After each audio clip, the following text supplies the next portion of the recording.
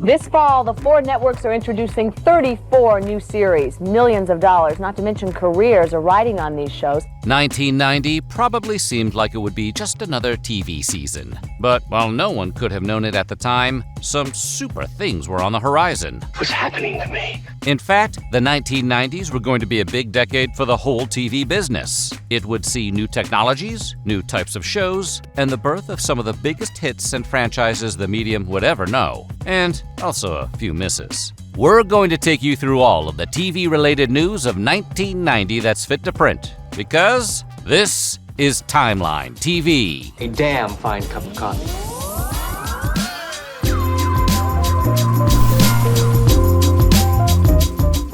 And children of the 80s need not apply, because this one is all about 1990. But before we get started, be sure to subscribe to the Weird History channel and let us know in the comments below your favorite TV memories from the 1990s. Now, are you ready to learn what was on the tube the year Driving Miss Daisy won Best Picture? Yes. On January 1st, 1990, the UK's ITV aired the pilot of a new show called Mr. Bean. Played by Rowan Atkinson, the character made his debut at the Montreal Comedy Festival Just for Laughs in 1987, and was so well received a series was planned. The pilot was watched by almost 14 million people, launching a series that became a hit in the UK and later in the US. The Fox network launched in 1986, but it would take until January 13, 1990 for one of its stars to be invited to host Saturday Night Live. Over the past year, both this show and Married with Children have come under attack from certain groups for crossing the boundaries of good taste. That star was Ed O'Neill, who played shoe salesman Al Bundy on the raunchy sitcom Married with Children. You must learn to treat all people the same. Even midgets? If you're too young to remember a time before YouTube, you're probably more familiar with O'Neill as family patriarch Jay Pritchett on the hit sitcom Modern Family. After being spun off from the Tracy Ullman Show, The Simpsons appeared in a Christmas special which aired in December of 1989. And on January 14, 1990, they finally got their own ongoing series, which kicked off with the episode Bart the Genius. The story, which finds Bart scamming his way into a school for smart kids, would launch the iconic animated sitcom, which is now in its 36th season. February 17th was huge for Aerosmith for two reasons. It was the first time they were ever invited to be musical guests on Saturday Night Live, and it was the night they would appear on the Mike Myers sketch Wayne's World. Are those really your lips, or are they lip implants like Barbara Hershey had in the movie Beaches? They mine, man. Vincent lips! The appearance was such a hit, Aerosmith would return to headline the Wayne Stock concert that closes the film Wayne's World 2. On March 24th, Elf, the sitcom about an American family living with an alien life form, aired its fourth season finale. To Elf, if you ever drop in again, please use the front door. Love the Tanners. The episode ended on a cliffhanger which found Elf being discovered and surrounded by agents of the U.S. government. But the series was abruptly canceled, leaving audiences with one of TV's most notorious unresolved cliffhangers. Luckily for fans, that cliffhanger would finally be resolved in Project Elf, a TV movie that aired on February 17, 1996. Well, I'd like a nice, big, fat calico, medium rare. Are you some kind of sicko? In the movie, Elf squares off with an evil army colonel and is ultimately made an official ambassador to Earth. Sadly, however, none of the actors who played Elf's family on the original series returned. WrestleMania, the ultimate challenge, live at Sky Dome in Toronto, Sunday afternoon, April 1 at 4 p.m. On April 1st, the 6th annual WrestleMania was broadcast on pay-per-view from the Sky Dome in Toronto. The flagship WWF event found heavyweight champ Hulk Hogan squaring off against Intercontinental champ The Ultimate Warrior in a winner-take-all event. That winner would turn out to be The Ultimate Warrior, who walked away with both titles. And on April 8th, TV drama would be changed forever when David Lynch's Twin Peaks debuted on ABC. The serialized mystery show, which followed a murder investigation in the eponymous fictional northwestern town, revolutionized the genre and ran for 2 seasons, followed by the theatrical film Fire Walk With Me, and a series reboot in 2017 that featured most of the original cast. 35 years later, on January 15, 2025, Lynch would pass away at the age of 78, The revered director of films like The Elephant Man, Blue Velvet, and Wild at Heart had been suffering from emphysema, brought on by smoking cigarettes, a habit he claimed to have acquired at just 8 years old. April 15th was a great day for comedy because it's the day In Living Color debuted on Fox. Led by Keenan Ivory Wayans, the mostly African-American sketch comedy series, which featured Damon, Kim, Sean, and Marlon Wayans, would briefly give Saturday Night Live a run for its money. Who are you? I am the Minister Louis Farrakhan. While also launching the careers of cast members like David Alan Grier and Jim Carrey. And May 4th would bring the final public appearance of Muppet creator and performer Jim Henson. Henson appeared on the Arsenio Hall show, along with his most iconic character, Kermit the Frog. Now there's a new member of the band. Can we talk about Clifford? Yes, Clifford. Clifford is our newest member of the band, and he's absolutely great. The two shared the couch with fellow Muppet performer Kevin Clash and the Muppet Clifford. Tragically, Henson would die from toxic shock syndrome due to a bacterial infection just 2 weeks later. On May 12th, stand-up comic Andrew Dice Clay guest hosted Saturday Night Live. The appearance from the controversial comedian, who played a misogynistic and racist character, drew protests, including from SNL cast members like Nora Dunn, who refused to appear on the broadcast. It also caused the scheduled musical guest, Sinead O'Connor, to back out of the show. Just 2 months later, the Dice Man would shock audiences by showing off his sensitive side on the Arsenio Hall show. While promoting his movie, The Adventures of Ford Fairlane, Clay broke down in tears over criticism that his routine was racist and sexist by claiming it was all just a joke.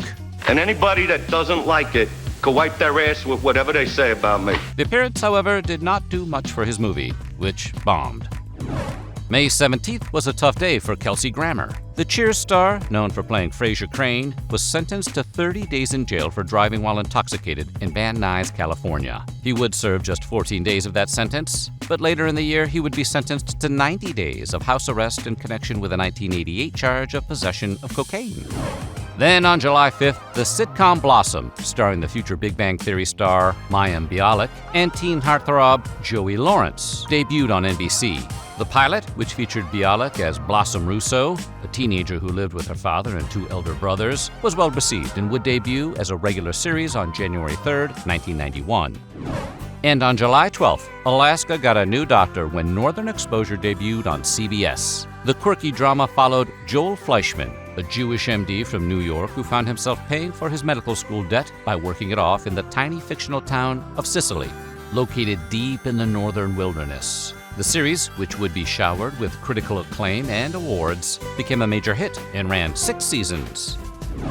Johnny Depp got his big break in 1984's A Nightmare on Elm Street, but he cemented his celebrity status by starring as Officer Tom Hansen on the Fox police procedural 21 Jump Street. The show followed a squad of undercover cops investigating crimes in teen-heavy settings like high schools. It became a major hit, but on July 16th, Depp made his final appearance on the series. He would, however, very briefly reprise the character in the 2012 21 Jump Street movie. You want to wear a fake nose on your head for like months on end? Worst things in the world.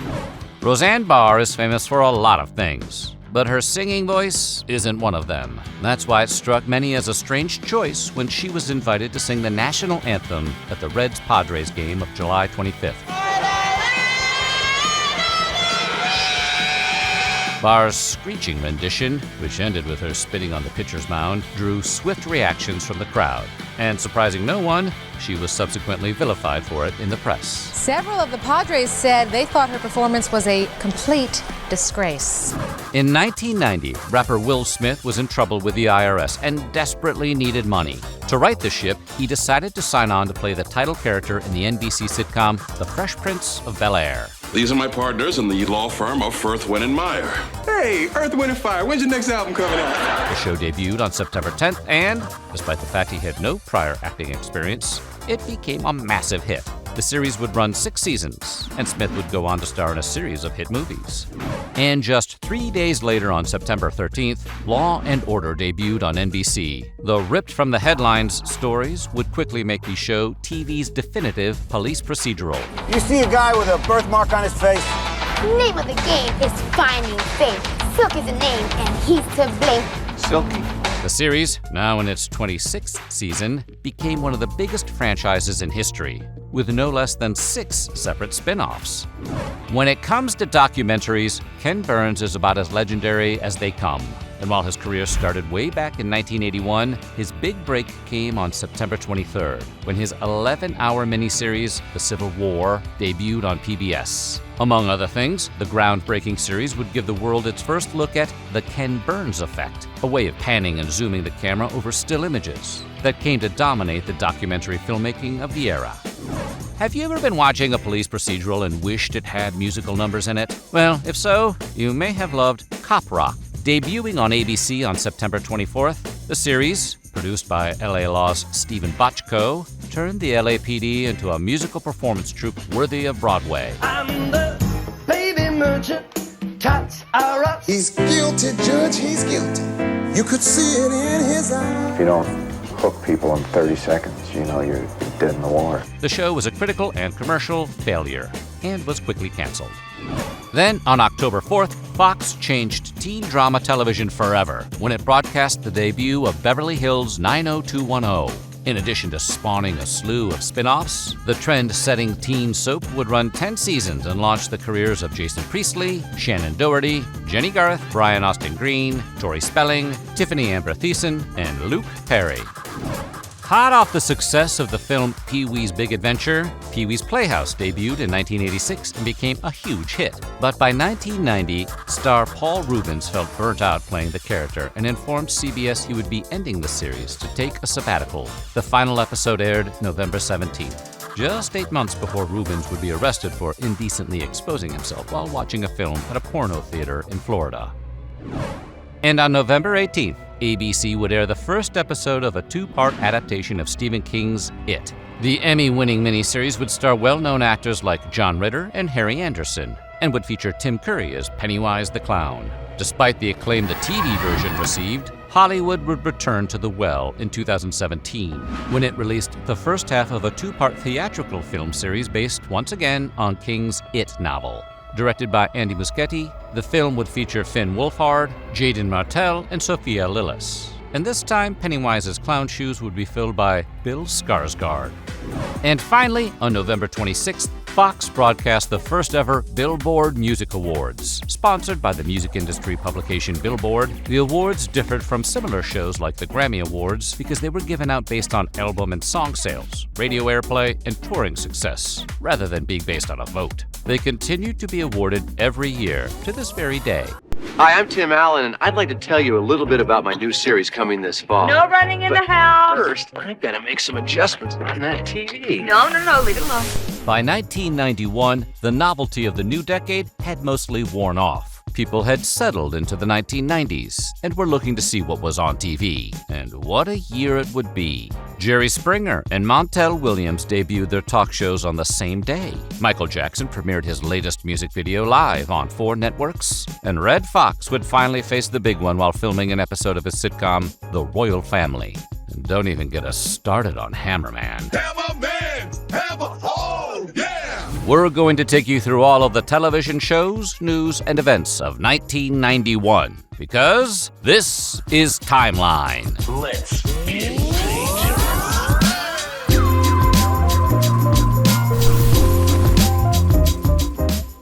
Get ready to catch Laura Palmer's killer with the help of Darkwing Duck, because this one is all about 1991. Now, are you ready to find out what everyone was watching on TV while the Soviet Union was collapsing? I wasn't just hacking around. I didn't know you could play the guitar like that. ABC's TGIF was a block of interconnected sitcoms that included shows like Full House, Family Matters, and Perfect Strangers. While Family Matters was a spin-off of Perfect Strangers, the TGIF universe really began on January 25th when Family Matters' Steve Urkel showed up on Full House to help Stephanie cope with her new glasses. And always remember, hold your head up high. Otherwise, those suckers will slide right off your nose. After that, Urkel popped up in at least 4 other ABC sitcoms, and the TGIF universe was off and running. On February 7th, the hit series LA Law aired its famous Lesbian Kiss episode, He's a Crowd. The same-sex smooch, which was the first of its kind on network television, was considered controversial at the time, and a handful of advertisers pulled their commercials. It was a big deal. A big deal. It was hard for one of the actresses. It was hard all the way around. But that was nothing new for the show, which was famous for breaking taboos. I like men. So do I. You're, flexible? 2 days later, SNL went live from New York with a brand new cast member, Adam Sandler. Sandler had joined the series as a writer in 1990 and made his first on-camera appearance on December 8th of that year. Nothing. I'm trying to sell tile, master. But the February 9th, 1991 episode was his first as an official member of the cast. On March 4th, Los Angeles station KTLA first broadcast a brief, grainy home video of a group of LAPD officers viciously beating an African-American man named Rodney King. Dramatic videotape obtained by Channel 5 News shows what appears to be a group of LAPD officers beating a suspect. This disturbing video sparked outrage across the country, and the subsequent acquittal of the officers involved would lead directly to the LA riots in 1992. What are you doing today? Watching all the stupid fools burn up everything. LA Law made headlines again on March 21st, when the show gave the villainous Rosalind Shays the shaft. Literally. Objection! Shays, played by Diana Muldaur, was the show's primary antagonist and was so despised by viewers that producers finally decided to off the character by having her fall down an elevator shaft mid-conversation. Rosalind's shocking and undeniably silly demise became one of the series' most infamous moments. Verschwunden war sie. Splat. A few days later, Clarissa Explains It All debuted on Nickelodeon. The series starred Melissa Joan Hart as Clarissa Darling, a teenager with a habit of breaking the fourth wall to explain her thoughts to the audience, a la Ferris Bueller. Just one question. Do I know Mom well enough to know how to make her think that she knows me? Was equally popular with girls and boys, upending some beliefs that boys wouldn't watch shows with a female lead. Clarissa Explains It All, every Sunday at 6:30, 5:30 Central. On Nickelodeon. In 1989, Time Life launched the Comedy Channel, the first cable channel devoted exclusively to comedy programming. The Comedy Channel. You laugh until you stop. Comedy is our middle name. The channel, your last name, then, right? Yeah. A year later, Viacom launched Ha, a competitor that showed mostly sitcoms and sketch comedy shows. But it turns out the world didn't really need both. So on April 1st, 1991, the two merged into a single channel called CTV, the Comedy Network, which they would rebrand just 2 months later as Comedy Central.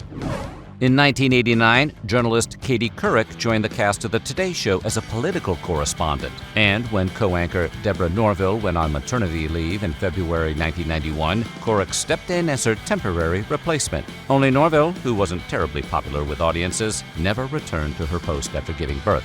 And so, on April 5th, Couric became permanent co-anchor. From NBC News, this is Today with Bryant Gumbel, Catherine Couric. A position she'd keep until 2006. How did it sound? Sounded good, but I still can't decide whether I'm Catherine or Katie.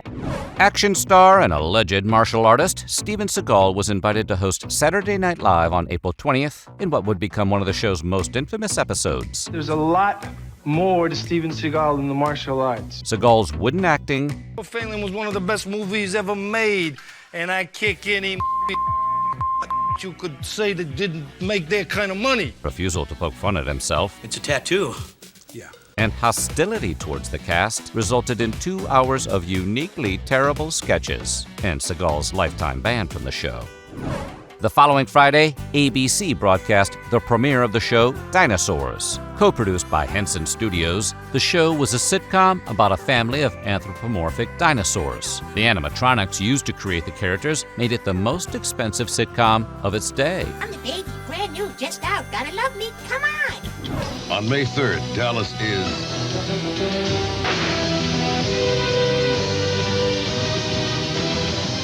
Dallas, the final episode. Trust us, it ends with a bang.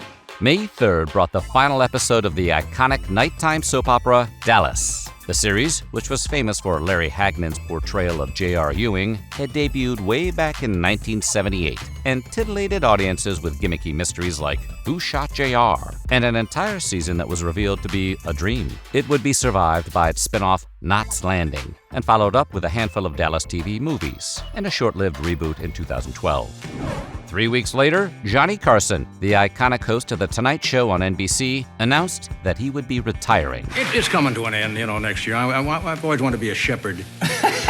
Carson had been sitting behind the desk since 1962, when he was first introduced on camera by Groucho Marx. His replacement, frequent guest host Jay Leno, would take over on May 22, 1992. On June 2nd, MTV threw its hat into the animation ring with the debut of Liquid Television, a showcase for offbeat animated shorts that would serve as a launching pad for future series like Beavis and Butthead and Aeon Flux. On June 10th, David Lynch's now legendary series Twin Peaks came to a close with its 29th episode. The highly influential show declined in the ratings after network executives demanded a solution to the murder mystery that drove the plot. The second season finale, which was never intended to be a series finale, would prove to be its final episode. The cancellation of Twin Peaks, however, wouldn't be the last time audiences got to visit that particular town. In 1992, Lynch directed the prequel film Twin Peaks: Fire Walk With Me. And in 2017, the show returned to television with a third season called Twin Peaks: The Return, finishing the story to both critical and commercial acclaim.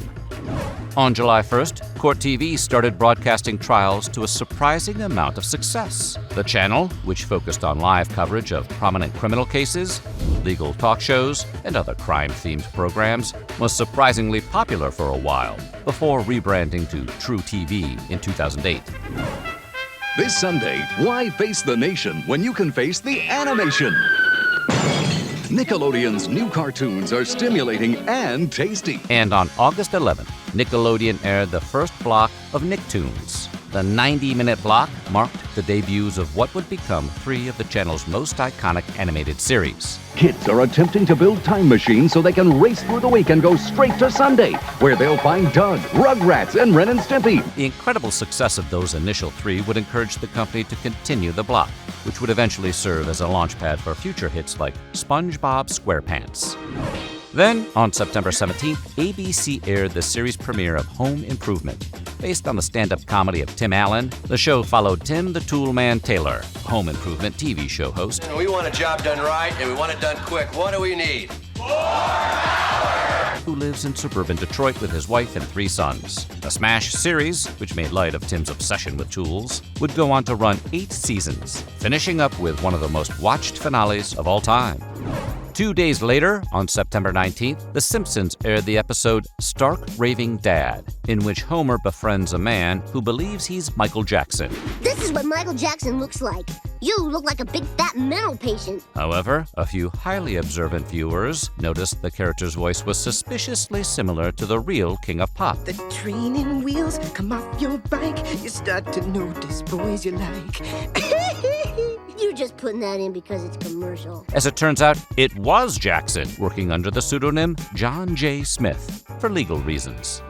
Back in the day, it wasn't unusual for a sitcom that was running out of steam to add a new character who was usually a cute little kid. This was the worst day of my life. And that's what the Alan Thicke sitcom Growing Pains did on September 25th, when the Seaver family took in Luke, an orphaned teen played by Leonardo DiCaprio. She wants me to invite you over to her dream house for tea. Well, I never turned down an invitation from a beautiful woman. Despite being played by the future superstar, Luke wouldn't help ratings much, and the season would prove to be the show's last. If you happen to be watching MTV's alternative music showcase, 120 Minutes, on September 29th, then you saw rock and roll history being made. These songs are Nirvana, and you're up very late on a Sunday night. That was the day the show debuted the now iconic music video for Nirvana's Smells Like Teen Spirit. The video, which depicts the band performing the song at a high school pep rally, turned the group into superstars, and the album Nevermind into one of the best-selling albums of all time. All these people want to know, where in the world is Carmen Sandiego? Carmen Sandiego is a tricky one to track down, but on September 30th, you could find Where in the World is Carmen Sandiego debuting on PBS. The children's quiz show, based on the computer game series, was hosted by Greg Lee and featured special appearances by actress Lynn Thigpen playing the Chief, as well as the musical group Rockapella. Where in the world is Carmen Sandiego? On October 13th, Season 3 of In Living Color debuted with a few new faces, including future Oscar winner Jamie Foxx and future icon Jennifer Lopez, who became one of the show's Fly Girl dancers. Lopez would stick around for 2 seasons, and Fox would stay on until the series ended in Season 5. Mirror, mirror on the wall. Finally, Star Trek creator Gene Roddenberry departed for the final frontier on October 24th, shortly after the 5th season premiere of Star Trek: The Next Generation. Star Trek remains an iconic science fiction franchise, with several films and spin-offs that are still airing to this day. Fittingly, some of Roddenberry's ashes were sent into space on the shuttle Columbia. They're unstoppable! But we're gonna stop them anyway! Send in the Marines! Drake, Ripley, Ain't-Bone, Bishop. Eat torch, bug brain! 1992. The year that Alien 3 chest burst into theaters and Bill Clinton sax-walked his way into the White House, many of the most iconic TV shows came to a close, and we culturally debated, is it still okay to have a mullet? We unequivocally decided, absolutely. Go nuts, Billy Ray. Just don't tell my heart. We're taking you through all of the television shows, news, and events of the 1990s. This is Timeline TV. You've given up drinking before. Worst 8 hours of my life.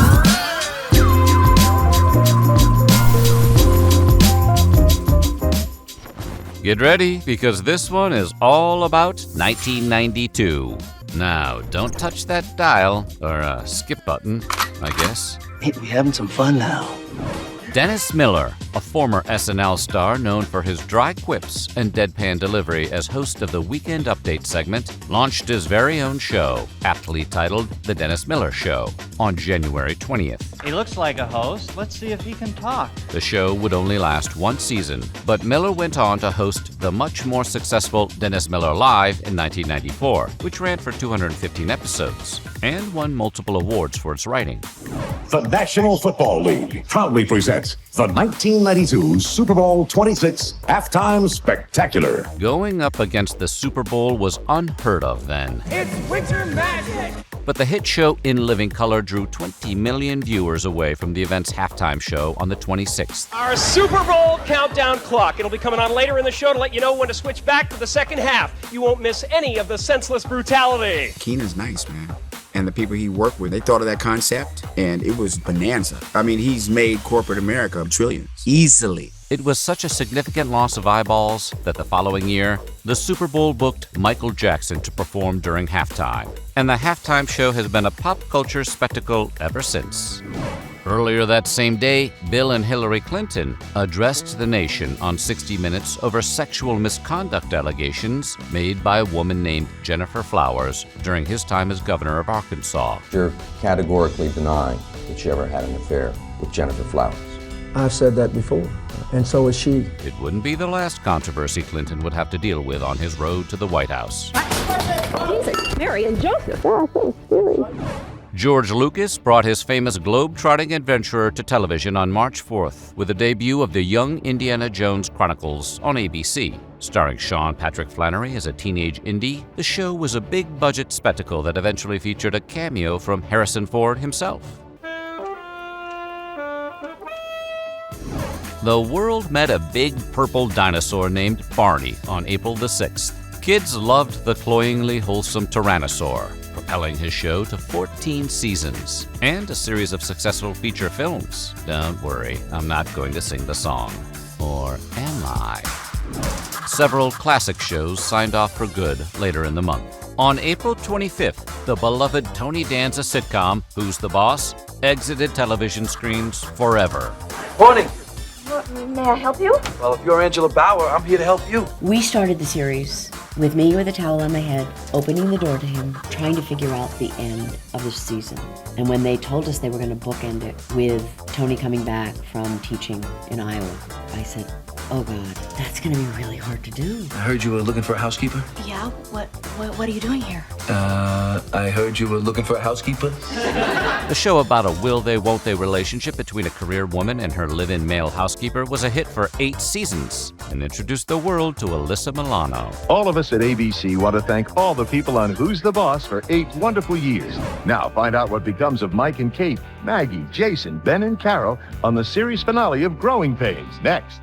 Growing Pains followed the ups and downs of the Seaver family for 7 seasons and spawned a spin-off, Just the 10 of Us. Can't we stay and see what the new people look like?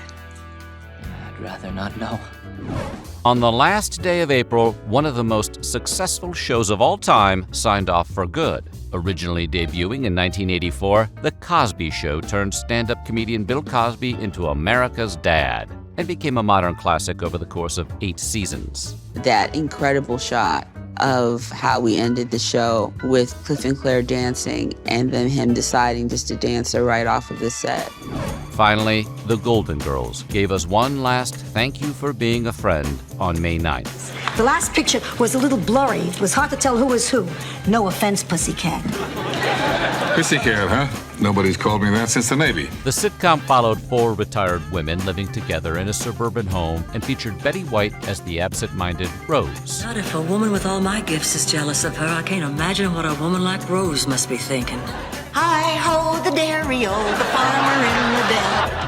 10 days later, Vice President Dan Quayle attacked the fictional character Murphy Brown for having a child out of wedlock during a speech at San Francisco's Commonwealth Club. A character who supposedly epitomizes today's intelligent, highly paid professional woman, mocking the importance of fathers by bearing a child alone and calling it just another lifestyle choice. The series later cleverly incorporated the footage into an episode, blurring the line between fiction and reality. I'd like to introduce you to some people who might not fit into the Vice President's vision of a family, but they consider themselves families nonetheless. Quayle is just getting stomped tonight, huh?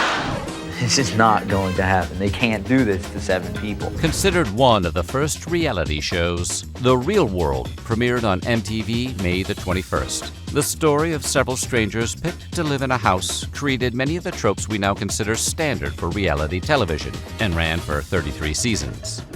MacGyver, the TV hero famous for making improvised devices with everyday objects, pulled off his final daring escape in April. The classic Richard Dean Anderson vehicle ran for 7 seasons plus 2 made-for-television movies and would be revived in 2016 with Lucas Till in the title role. On behalf of all of us at MacGyver, I'd like to thank you, our audience, for 7 great seasons. Here's Johnny!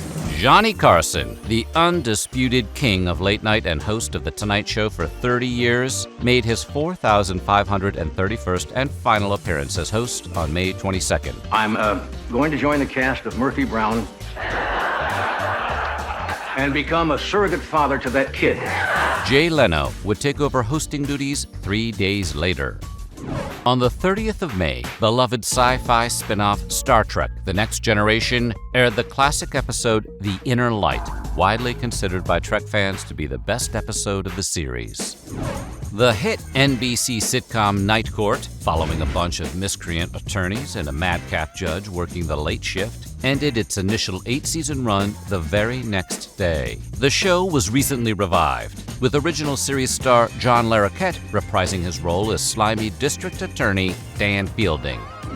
6 months after his 60 Minutes interview, presidential hopeful Bill Clinton appeared on the Arsenio Hall show, where he threw on a pair of sunglasses and rocked out on the saxophone. The June 3rd broadcast is cited as a crucial moment in both boosting Clinton's popularity and cinching him the election. There were few bands in the world bigger than Guns N' Roses in 1992, and on June 6th, the group premiered the music video for November Rain, which would become the first video to get 1 billion views. 4 rainy days later, MTV aired the first-ever MTV Movie Awards, the network's first concrete push into Hollywood that would eventually lead to films like Beavis and Butthead, Do America, and Napoleon Dynamite. Jeez! It's motivating, it's good for the film industry, and I think it's great for us to know what people like. Def Jam Records co-founder Russell Simmons debuted his landmark stand-up comedy showcase Def Comedy Jam on July the 1st. and Ice-T. What, man? What's up? Y'all got the same mother?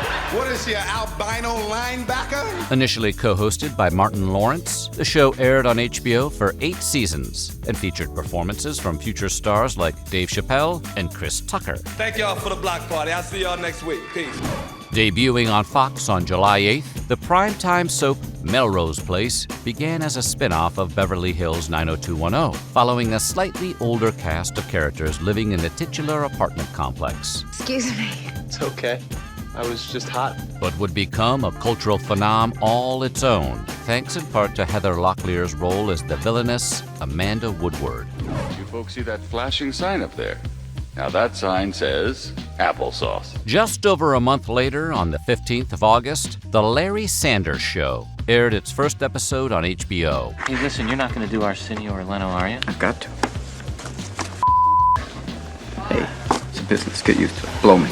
The celebrated parody of a late-night talk show starred Gary Shandling as the title character and was showered with awards across its 6 seasons. Hey now! There, you just said it again. Aiming for a slightly different audience, Nickelodeon debuted its Snick at Night programming block that same day. Snick. That's Snick. The Snickers. Snick's there. Snick's here. It's sneaking out. Saturday night, Nickelodeon. Featuring more mature shows for older kids, Snick at Night served as a launchpad for classic series like Are You Afraid of the Dark? And all that. Not content with his Def Jam hosting duties, Martin Lawrence debuted his own eponymous sitcom on Fox on August 27th. I want you out. I don't even know why you're still here. Step! Step!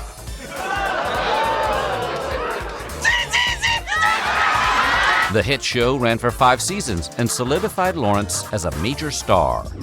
Famed wrestler and performer Andre the Giant made his final television appearance in America on September 2nd, giving a short interview during World Championship Wrestling's Clash of the Champions 20 from the Center Stage Theater in Atlanta. Thank you, and I'm very happy to be back here to see all my TBS, all wrestling stars. 3 days later, Batman, the animated series, debuted on Fox. Developed by animators Paul Dini and Bruce Timm, the series was based on the darker version of the superhero featured in the Tim Burton movies and would go on to win multiple Emmys. We call it Dark Deco, with some computer technology going for it. In my mind, it was sort of like, what if the 1939 World's Fair had gone on another 60 years or so? And the cool sense of design from the Art Deco years was in operation well up until the 90s. Today, it's considered one of the definitive adaptations of the character and one of the best animated shows ever made. 10 days later, NBC became the first network to end its Saturday morning cartoon programming. I want to be on NBC. The block of animated shows that had reigned supreme throughout the 1980s was replaced with Saved by the Bell, California Dreams, NBA Inside Stuff, and Name Your Adventure. We're betting they didn't sell as much cereal. Television history was made a second time 2 days later on September the 14th, when supermodel and future Borat star Pamela Anderson made her debut as lifeguard C.J. Parker on the international hit show Baywatch. Oh my God, Mitch, I'm sorry. I was just so surprised to see you standing there. Not as surprised as I was. Her role on the show would help transform Anderson into one of the biggest sex symbols of the 1990s. While several classic shows signed off in 1992, that September saw a handful of new hits make their debuts. Picket Fences, a quirky drama about the idiosyncratic residents of the town of Rome, Wisconsin, premiered on the 18th. Starring Tom Skerritt as the sheriff of the bizarre town, the show lasted 4 seasons and nearly did a crossover episode with The X-Files. My name is Mark Curry. We're doing my new sitcom here, hanging with Mr. Cooper. No. This is the Seavers house. I was wondering who those white people were in that picture.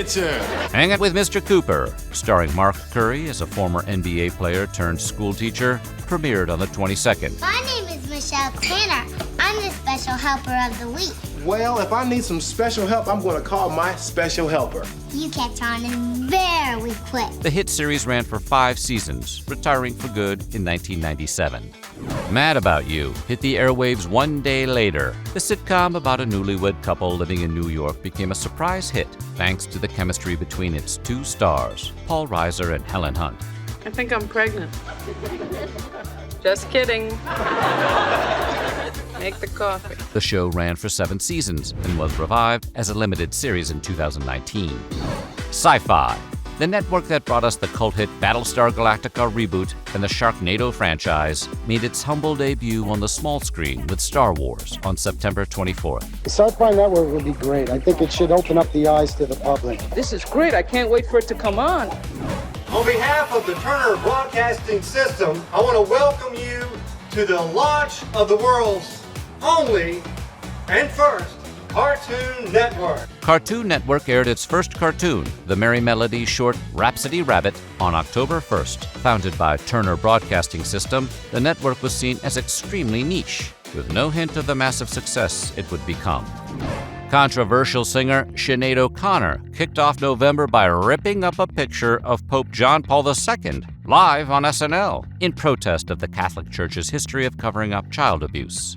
Fight the real enemy. Which would later be revealed in a 2002 investigation. O'Connor was banned from the show for life. Michael Jackson's Live at Bucharest, The Dangerous Tour, beamed into households across the nation on HBO. It became the highest audience in the channel's history for a single broadcast. In celebration of the 30th anniversary of Star Trek, original series star James Doohan reprised his role as Scotty on the October 12th episode of Star Trek The Next Generation, titled Relics. But I've always found that a ship is only as good as the engineer who takes care of it. And from what I can see, the Enterprise is in good hands. Doohan would reprise the role again 2 years later in the TNG film Star Trek Generations. And on Halloween, Fox Kids debuted X-Men, the animated series. The show made the X-Men one of the best-selling superhero properties of the 90s, leading to the blockbuster film series starring Hugh Jackman. Watch the premiere of X-Men Saturday morning, October 31st on Fox. One of the most controversial half hours of television ever produced, the Seinfeld episode, The Contest, premiered 18 days later on November 18th. In the episode, the four main characters make a bet to see who can go the longest without, self-love. Despite initial pushback, it went on to become one of the show's signature episodes. You're out? Oh my God, the Queen is dead. Captain Planet and the Planeteers was a socially conscious Saturday morning cartoon starring an eco-friendly superhero who taught kids about empathy and to protect the environment. On November 21st, it became the first children's animated series to mention the AIDS epidemic in the episode A Formula for Hate. I've got AIDS. Wrong. You're HIV positive. It could be years before you even get sick. The episode was inspired by the real-life story of Ryan White, a 12-year-old boy who contracted HIV through a blood transfusion. Deal with the real, people! You can't get AIDS from casual contact. Right now, Todd needs your support. The power is yours! You think the heir to the fortune doesn't know what his old man is doing? Kelly, I'm really... 1992 may have given us the Saved by the Bell Hawaiian-style TV movie, but 1993 was going to give its predecessor a run for its money. 93 would not only see the dawn of shows like Dr. Quinn, Medicine Woman, Monday Night Raw, Living Single, Lois and Clark, and Sequest, it would give us a whole new Saved by the Bell series. Like I've always said, go Bayside. We're going to take you through all of the TV shows and TV-related news and events of 1993, because this is Timeline TV. Hello!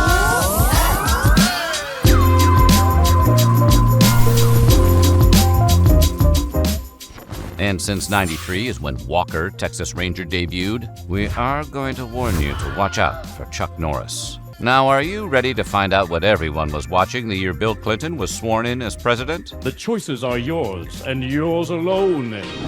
In 1992, 17-year-old Amy Fisher of Merrick, New York, shot and wounded Mary Jo Buttafuoco, wife of auto body shop owner Joey Buttafuoco, who had been engaged in a sexual relationship with the underage Fisher.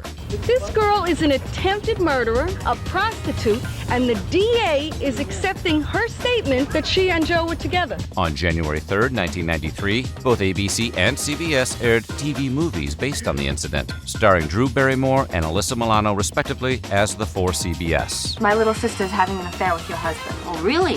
ABC's movie prevailed, scoring higher with critics and in the ratings. Number 3. That's her.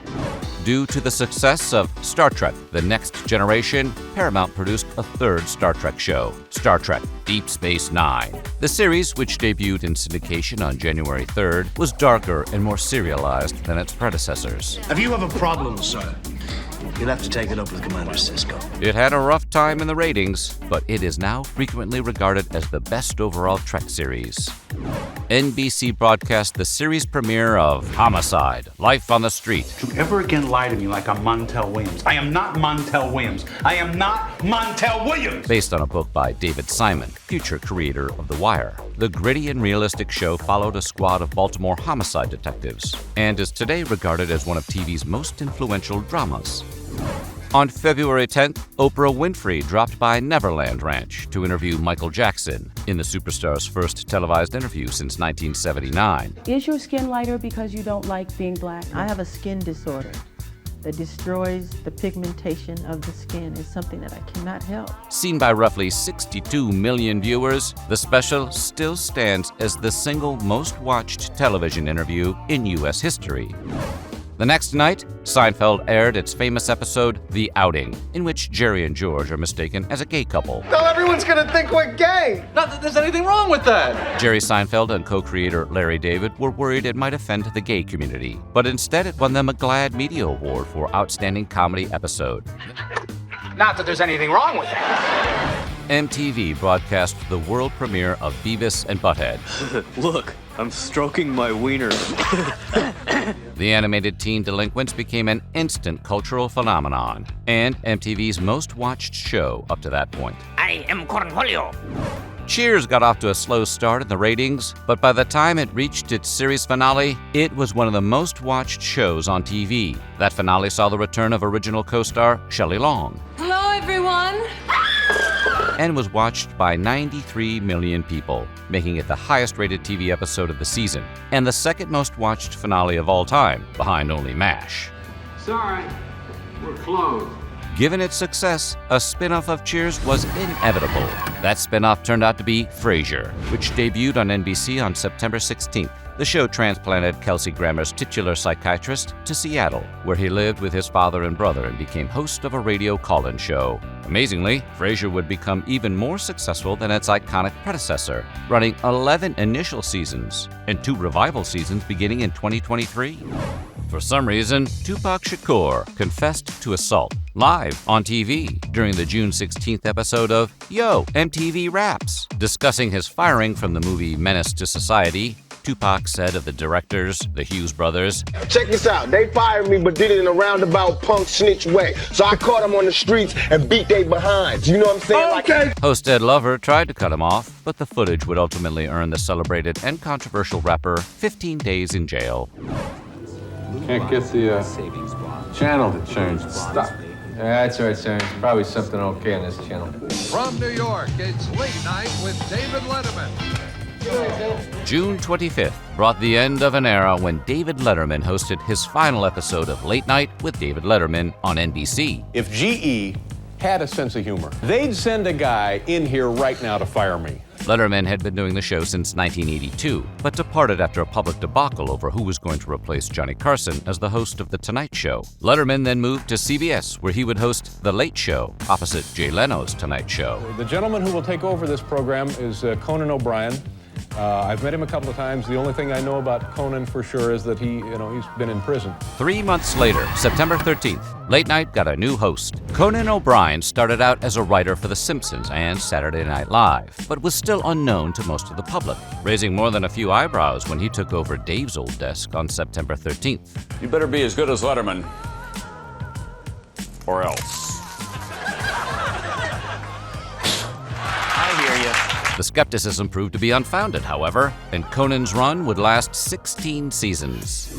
And on August 28th, Mighty Morphin Power Rangers made its debut on Fox Kids. The superhero series, which was created using stock footage from the Japanese TV series Kyoru Sentai Jurenja, would quickly grow into a pop culture phenomenon.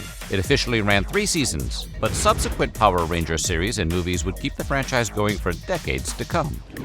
On September 7th, former Saturday Night Live cast member and major movie star Chevy Chase made the jump back to TV on his own late-night talk show, The Chevy Chase Show. Savaged by critics and ignored by audiences, the show would be canceled after a mere 6 weeks, and it remains one of late night's most infamous footnotes. The rest of September saw the premieres of some of the biggest shows of the 1990s. The Truth Is Out There. And on September 10th, FBI agents Fox Mulder and Dana Scully started looking for it when The X-Files debuted on Fox. Believe in the existence of extraterrestrials. Logically, I would have to say no. The show's winding mythology and memorable standalone episodes would make it a cultural phenomenon and earn it 9 seasons, 2 theatrical feature films, and a 2-season reboot in 2016. If you grew up in the 90s, there's a good chance you learned science from Bill Nye, the Science Guy.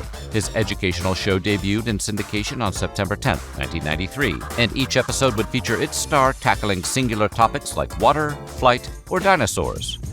Then, on September 13th, the Warner siblings, Yakko, Wacko, and Dot, escaped from the water tower on the Warner movie lot when Animaniacs debuted on Fox. You want it? Oh, yeah! Produced by Steven Spielberg, the zany satirical series ran for 5 seasons and spawned the spin-off series Pinky and the Brain. Pinky, we're going to take over the world. On September 21st, ABC broadcast the debut of the police drama NYPD Blue. The popular series, which initially starred David Caruso and Dennis Franz, won acclaim for its realistic depictions of police officers and their personal lives. Its frequent use of nudity proved controversial, though not enough to keep it from running 12 seasons. And on September 24th, the same network debuted the children's coming-of-age sitcom Boy Meets World. The show starred Ben Savage as an average kid growing up with help from his family, friends, and mentor, Mr. Feeney, a.k.a. the voice of Kit on Knight Rider. Mr. Feeney, may I sit down? I'd rather you didn't. Hates me. Popular with critics and teens alike, the series would run 7 seasons and spawn the 2014 sequel series Girl Meets World. A girl like me never had a chance, Matthews, never had a chance. On October 10th, Iron Chef made its debut in Japan. Hosted by Chairman Kaga at the legendary Kitchen Stadium, the cooking competition pitted chefs from around the world with one of the chairman's Iron Chefs, each specializing in a specific cuisine. The show ran for 7 seasons on Fuji Television and eventually made its way stateside onto the Food Network as Iron Chef America in 2005. If you were watching TV in the 90s, you definitely remember the Got Milk ads. The first of the famous commercials aired on October 29th and depicted a historian who fails to win a radio call-in show because his mouth is full of peanut butter, with no milk to wash it down. Excuse me? The ad was directed by brand new film school graduate Michael Bay, and the wildly popular ad campaign ran until 2014, with a revival in 2020. The cult hit movie riffing series Mystery Science Theater 3000 debuted in 1988 with creator Joel Hodgson. But on October 13th, Joel escaped his confines on the Satellite of Love, clearing the way for writer Mike Nelson to take over. Nelson would stay in the job until the end of the show's initial run in 1999. On November 12th, the UFC broadcast its very first mixed martial arts event live on pay-per-view. The sparsely attended event featured 8 combatants competing for a $50,000 prize. It also marked the first appearance of the UFC's now famous Octagon, which was created by Conan the Barbarian director John Milius to make sure the fights looked absolutely brutal on television. Although no one knew it at the time, November 15th was a big day for pop music. The long-running children's variety show, The Mickey Mouse Club, at this time called the all-new Mickey Mouse Club, debuted 3 new cast members: Britney Spears, Justin Timberlake, and Christina Aguilera. Oh, and Ryan Gosling was there too. Well, actually, me and Justin were wondering how you guys got the name for your band, Escape. Yeah, I heard you guys got it because you were in this recording studio next to this burning oil refinery, and you guys escaped while these big barrels of oil were blowing up around you. The series was a launching pad for young talent, having previously featured future stars like actress Kerry Russell and NSYNC's J.C. Chazet. On November 23rd, the TV Food Network, as it was then called, started broadcasting. It's the world's first 24-hour cable network devoted exclusively to food. Glorious food! Among its first shows was How to Boil Water, an Emeril Lagasse-hosted cooking show for beginners. The network, which would become a home for shows hosted by famous chefs like Mario Batali and Bobby Flay, would drop the TV and become just the Food Network in 1997. Bang! And finally, on November 28th, the surreal children's sitcom The Adventures of Pete and Pete debuted on Nickelodeon. Praised for its writing and its oddball tone, the show followed two brothers, both named Pete Wrigley, and the quirky residents of Wellsville. Bertie, the strongest man in the world! And featured memorable cameos from celebrities like Michael Stipe, Steve Buscemi, and Debbie Harry. The show ran for 3 seasons and remains a cult hit among 90s kids. Oh, that little mark with the A and then the ring around it? Well, Allison should know. What do you is say to that, internet Allison? anyway? Here's Allison, can you explain what internet is? 1994 was a good year for the boob tube. The year saw the debut of a slew of new TV shows. Some were good, like Babylon 5, Ellen, and The Critic, and some were not as good, like The Cosby Mysteries, Models Inc., and William Shatner's Tech War. It stinks. Meanwhile, several popular shows aired now classic episodes. A few other popular shows came to an end, and the world watched in wide-eyed wonder as the most infamous police pursuit in history unfolded live on the news. We're taking you through all of the television shows, news, and events of the 90s. This is Timeline TV. I want to dip my balls in it!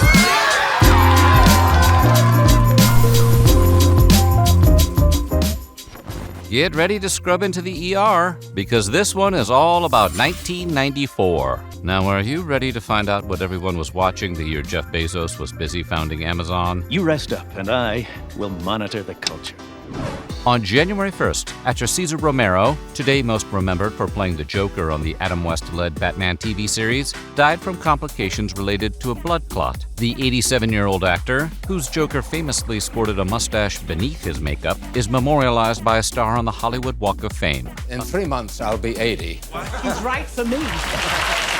A few weeks later, the revered sci-fi series Babylon 5 premiered on Warner Brothers' now-defunct Primetime Entertainment Network. The show followed the human crew of the titular space station, as well as the alien diplomats that visited them, ending its 5-season run on TNT. On February 19th, comedian Martin Lawrence hosted Saturday Night Live for the first and last time. The comic delivered a monologue loaded with off-color stand-up bits about penile dismemberment. The ladies in the 90s have license to cut off the pilly packers. And feminine hygiene. Some of you are not washing your properly. Reruns of the episode cut Lawrence's monologue. It was a frank and lively presentation and nearly cost us all our jobs. We now return to the conclusion of Martin's monologue. We got a great show for you tonight, because I'm here. Actually, you do irritate me sometimes. Well, you kind of irritate me too. 5 weeks later, on March 31st, pop superstar Madonna made her first appearance on David Letterman's Late Show. The Material Girl lived up to her controversial reputation by unleashing a wave of profanity and lewd statements, far beyond what was usually considered acceptable on the show. You are always me on the show. You are always me on the show. You are always with me on the show. And she refused to leave the stage when she was asked. We're going to wash her And mouth he's out gonna with smell soap. my underwear. The next day, Sister Sister debuted as part of ABC's TGIF lineup. That girl has my face! The family sitcom, which starred Tia and Tamara Mori as identical twin sisters who were separated at birth but reunited as teens, ran for an impressive 119 episodes over 6 seasons. The only thing most people remember about Jim Rome's show Talk 2 on ESPN2 is the episode that aired on April 6th. The guest was NFL quarterback Jim Everett, who confronted Rome for repeatedly calling him Chris over the past few years. Jim, good to have you on the show. Good to be here, Jim. Thank you. Check that. Chris Everett, good to have you on the show. You know what? You've been calling me that for about the last 5 years. A reference to female tennis player Chris Everett. Everett warned Rome not to do it again, but of course, Rome did it again. You probably won't say it again. I bet I do. Okay. Chris? Too bad. We had a very nice interview that we wanted to do, but I'm going to stand by the smack, and for whatever reason, he didn't want to hear it. Space Ghost was a superhero who debuted in a children's animated cartoon in 1966. And on April 15, 1994, the character returned to TV on the surreal animated talk show Space Ghost Coast to Coast. Hey, Al, tell us about your new record. I came on your show because I'm a big fan. Wrong! Next question. Superpowers. Got any? One of the first original series produced for Cartoon Network, the show found the titular animated character interviewing live-action celebrity guests and ran for 11 seasons. I won't have to fight your mother alone. I have a Bat Mantis. I have a Robin. And on April 16th, Nickelodeon gave audiences a sneak peek at the pilot for All That, essentially Saturday Night Live for teens. The show featured comedy sketches performed by a large stable of performers, as well as musical guests. The popular series would run 11 seasons and launch 3 spin-offs, including Keenan and Kel. Celebrate the all-new 100th episode of The Simpsons, Thursday on Fox. Hi, Danny DeVito here to congratulate The Simpsons on their 100th show. The Simpsons aired their 100th episode on Fox. Titled Sweet Seymour Skinner's Badass Song, the installment found Bart and Principal Skinner becoming friends after the latter is fired from his job. We need Skinner back. My water dish is empty. Now that the series has produced over 780 episodes, the milestone almost seems quaint. A little over a week later, The Fresh Prince of Bel-Air aired the iconic episode, Papa's Got a Brand New Excuse. The installment finds Will's father reappearing in his life after a long absence only to abandon him again, ending in an unforgettably emotional scene between Will and Uncle Phil that still stands among the top television moments of the decade. How come he don't want me, man? And I fall into his arms at the end of the scene, and he's holding me, and the shot pans off, and he whispered in my ear, he said, "Now that's acting." And on May 13th, legendary Tonight Show host Johnny Carson made a brief appearance on The Late Show with David Letterman. Johnny, can I have the top 10 list? The clearly emotional Carson performed the top 10 list with Letterman before exiting the stage, without ever speaking to the audience. It would be Carson's final appearance on TV before passing away in 2005. Ladies and gentlemen, as we close out our 19th season, let's say goodbye to the Saturday Night Live family singers. After 8 seasons on SNL, Phil Hartman made his final appearance as a cast member on the series on May 14th. Considered by fans to be one of the show's all-time greatest performers, Hartman tells the audience, "I can't imagine a more dignified way to end my 8 years on this program," before singing Chris Farley to sleep with the words, Goodbye. Goodbye. Goodbye. 5 days later, LA Law ended its 8th season with what would turn out to be its final episode. Producers were expecting to return for a 9th season, leaving all the show's long-running storylines unresolved. But fans would eventually get the ending they wanted when LA Law, the movie, aired on May 12, 2002. The made-for-TV film tied up loose ends and reunited most of the cast with stars like Jimmy Smits, Blair Underwood, and John Spencer, conspicuously absent. 3 days later, Star Trek The Next Generation aired its finale after 7 seasons. Titled All Good Things, the 2-part episode was a hit with fans and critics and is considered one of the best finales in television history. I should have done this a long time ago. Time to conclude this chapter of my career. Closing out May, the final episode of the Arsenio Hall Show aired on the 27th. I'd like to thank America. I'd like to thank all the talent in Hollywood that's made this what it is. This has been the greatest 5.5 years any man could ever dream of. His show would get a revival in 2013, but it would last just 1 season. On June 12th, Inside the Actors Studio premiered on Bravo, with an episode devoted to actor Paul Newman. Your least favorite word? Cement. The James Lipton hosted talk show began as a televised crafts seminar for students of the Actors Studio Drama School and ran for 23 seasons.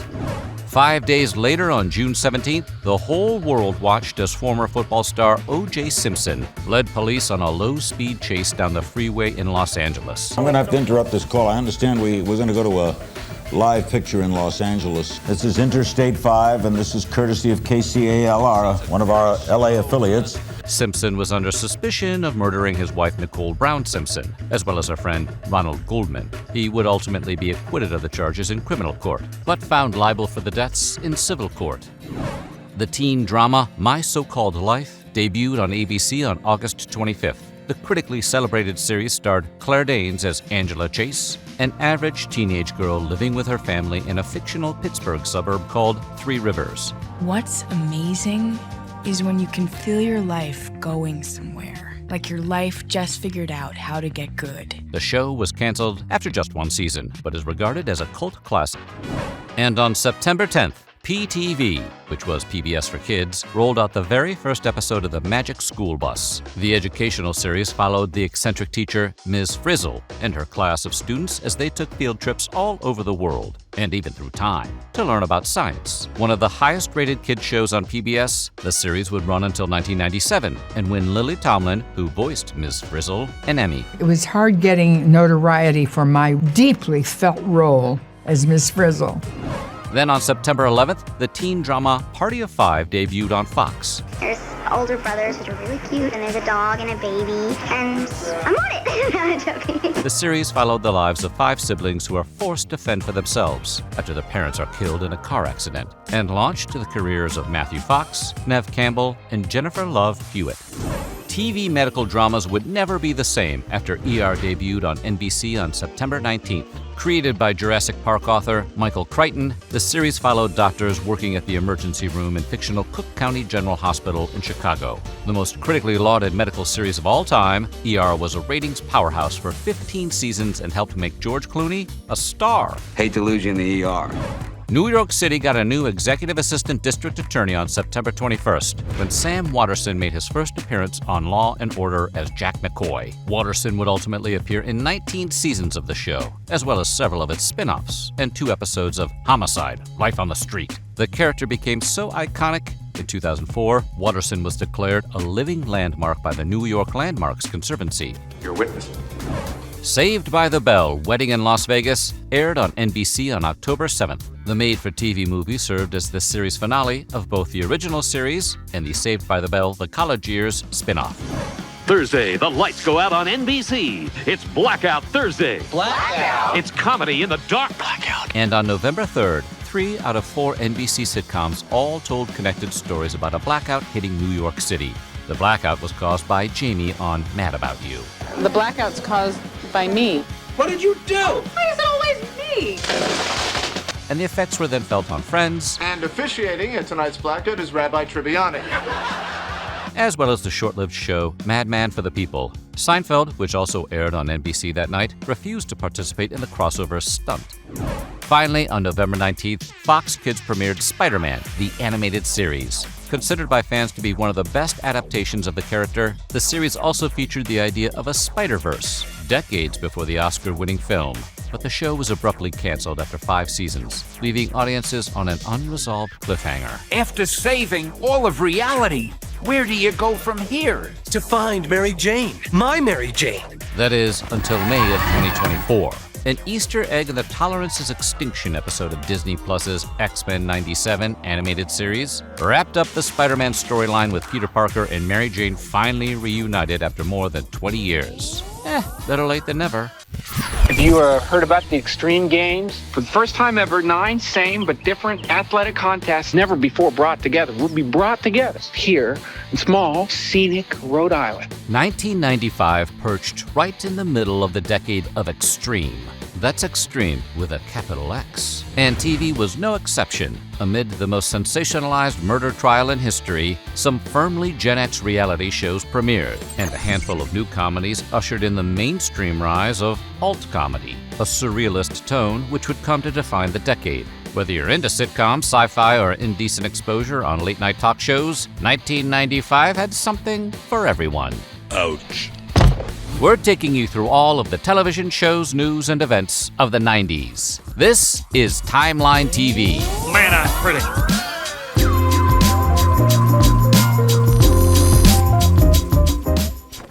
Can you solve who shot Mr. Burns? Because this one is all about 1995. Who's ready to relive the O.J. Simpson trial? If it doesn't fit, you must acquit. The year kicked off on screen with the launch of a brand new television network, Warner Brothers Entertainment's WB Network. Gee, Daffy, I wonder who they're going to get to pull the switch. Though it would go on to host all sorts of TV shows, the WB originally boasted just 4 sitcoms: The Wayans Brothers, The Parenthood, Unhappily Ever After, and Muscle. What's up, Frog? Just 5 days later, on January 16th, the WB would face stiff competition from yet another new television network. UPN, or the United Paramount Network, began its voyage onto our screens with the 2-hour premiere of Star Trek Voyager, the next in a long line of TV shows set in the Star Trek universe. January 16th was a big day for TV. The same day UPN launched with the premiere of Voyager, a decidedly less future-focused show debuted in syndication. You're the Cyclops. Take a good look, because I'm the last thing you're ever gonna see. Starring Kevin Sorbo as the titular Greek hero, Hercules, the legendary journeys spawned 6 seasons of television, endless merchandise, He's Hercules, Tower Power, he's Hercules! and even a couple of spin-off TV shows. The first of those spin-offs was Xena, Warrior Princess, which was released a few months later on September 4th. Hello, Xena. Hello, Hercules. Looks like you're losing your touch. The character, played by Lucy Lawless, was originally meant to be killed off in Hercules. Instead, she was so popular that she starred in 6 seasons of her own loosely mythological adventures. Sitcoms and soap operas had to take a back seat when the O.J. Simpson trial began on the 24th. The ex-NFL star was on trial for the murder of Nicole Brown Simpson and Ron Goldman. Did O.J. Simpson really kill Nicole Brown and Ronald Goldman? The evidence will show that the answer to the question is yes. If the only evidence you have that this glove came from O.J. Simpson's home, that isn't enough evidence to convict a rat. And TVs were flooded with live coverage of every day of the proceedings. The frenzy continued until, after 8 months of highly televised coverage of the O.J. Simpson murder trial, millions tuned in on October 3rd, 1995, to hear the verdict. We, the jury, in the above entitled action, find the defendant, Orenthal James Simpson, not guilty of the crime of murder. Simpson was acquitted of all charges. That is, until 1997, when he was found liable for the crime in a civil lawsuit filed by the victims' families. And we finally have justice for Ron and Nicole. $5,000 if you answer your phone with the phrase that pays. So when your phone rings, don't say hello, say, well, blow me down! On February 21st, Ted Danson appeared on the much-loved sitcom Frasier to reprise his role as Sam Malone from Cheers. She's smart, she's funny, she's horny. You know, Sam, it's always amazed me how you can elevate and demean in the same sentence. The episode, the show where Sam shows up, addressed many of the nagging continuity issues of Frasier's past in the time between the 2 shows. Hey, what did he tell you about me, Sam? The father. He told me you were dead. Dead? Well, we had an argument. Called me a stuffed shirt and hung up on me. I was mad. Exactly 1 month later, on March 21st, the soon-to-be hit series News Radio debuted on NBC. I heard your audition tape. Good stuff, good pipes, clean delivery. I didn't send in a tape. You're from Canada, eh? The sitcom, revolving around the office politics of a fictional radio station, ran for 5 seasons and featured Dave Foley, Stephen Root, Andy Dick, Maura Tierney, Joe Rogan, and Phil Hartman. Just one day after the premiere of News Radio, the science fiction series Sliders slid onto Fox. But the show ultimately ended its 5-season run on the Sci-Fi Channel. That's the entrance to a wormhole that runs between worlds. When you step inside, you slide through to another universe, completely distinct and separate from your own. The show followed a group of characters, including Jerry O'Connell and John Rhys Davies, as they jumped through alternate universes, decades before Marvel even heard of the multiverse. There may be hundreds, even thousands, of Earths, all coexisting on the same multidimensional space-time continuum. In a stunning bit of television history, Drew Barrymore appeared on The David Letterman Show for the host's birthday on April 12th. The 20-year-old actress brought Letterman flowers, gave him a kiss on the cheek, and danced on his desk and flashed him. Hey, it was his birthday. Letterman was dumbfounded, finding it difficult to segue into another topic, and the clip became one of the most infamous TV moments of the 90s. After almost a decade on the air, the legal drama Matlock, starring Andy Griffith as Grandpa Simpson's favorite lawyer, finally came to an end on May 7th, 1995. The show ran for a solid 9 seasons before being sentenced to cancellation. Fans thought that this would be the end of their favorite lawyer. But then, Matlock was rebooted on CBS almost 30 years after the original finale, starring Kathy Bates as the titular lawyer, in a universe where Matlock, the TV show, exists. I'm Madeline Matlock. I'm a lawyer. Yes, Matlock, like the old TV show. It's a little confusing. On the next Star Search 95, last week's champions return to defend their titles. Actually, I'm black, Jewish, and a woman, so every joke offends me. Another TV show was put to rest on May 20th. The talent competition show Star Search lasted an astonishing 13 seasons, with its host Ed McMahon introducing the world to dozens of future stars. Welcome Beyonce, the hip-hop rapping Girls Time. Aaliyah, Dave Chappelle, the Backstreet Boys, and countless others. As one show ends, another begins. Just over 2 weeks later, the dating game Singled Out premiered on MTV on June 5th, with Chris Hardwick and Jenny McCarthy playing host. Jenny is the monkey wrangler for Singled Out. I make sure everybody's having just a ball. And you like to, and you punch the guys. I do. You like to. Ow. Unfortunately for Hardwick, McCarthy's start took off much quicker than his own, and she left the show in 1997, allowing Carmen Electra to step in for the show's third and final season. Next up was the premiere of a brand new reality TV show on July 19th. Pitched as a sister show to The Real World, MTV's Road Rules stripped a group of strangers of their cash and forced them to live in an RV together. The simple premise turned out to be exceedingly popular, and the series ran for 14 seasons before driving off into the sunset in 2007. Later that fall, The Drew Carey Show rocked Cleveland for the first time on September 13th. I didn't come in here to be insulted by some crew-cut jerk who thinks this job is his own personal beauty contest. You're a pig! The show followed a fictionalized version of real-life comedian Drew Carey, meandering through life in Cleveland with his friends, played by Ryan Stiles, Diedrich Bader, and Krista Miller. You asked me about my day. Okay, Drew. How was your day? It was lousy. It was like the rubber glove part of a physical exam. The Simpsons Mystery Sweepstakes has begun, and people all over the country are choosing 1-800-COLLECT to make collect calls so that they and the person they call can be entered. In one of the most anticipated episodes in sitcom history, The Simpsons aired the resolution to their season 6 cliffhanger, Who Shot Mr. Burns, on September 17th. But I could never shoot someone. Kuzo could not, Kuzo could not, Kuzo could not. Kids, as far as Daddy's concerned, you're both potential murderers. Serving as the season 7 premiere, Who Shot Mr. Burns Part 2 finally revealed the culprit. Spoiler alert for a 30-year-old episode of television, it was Maggie. Aww. Her first attempted murder. Arrest the baby! Yeah, right, Pops. No jury in the world's gonna convict a baby. Maybe Texas. Fox's teen drama TV show Party of Five received a new cast member on September 27th during its second season. The little-known Jennifer Love Hewitt joined the show as Sarah Reeves, a character who would remain a series mainstay for the rest of its 6-season run. 3 days later, Saturday Night Live changed forever when Will Ferrell joined the cast of season 21. The fledgling comedian immediately made a name for himself in the very first sketch of the season, with his increasingly aggressive demands to get off the shed. There's gonna be a meeting between your ass and the palm of my hand if you don't get off the shed! From there, Ferrell became a main player.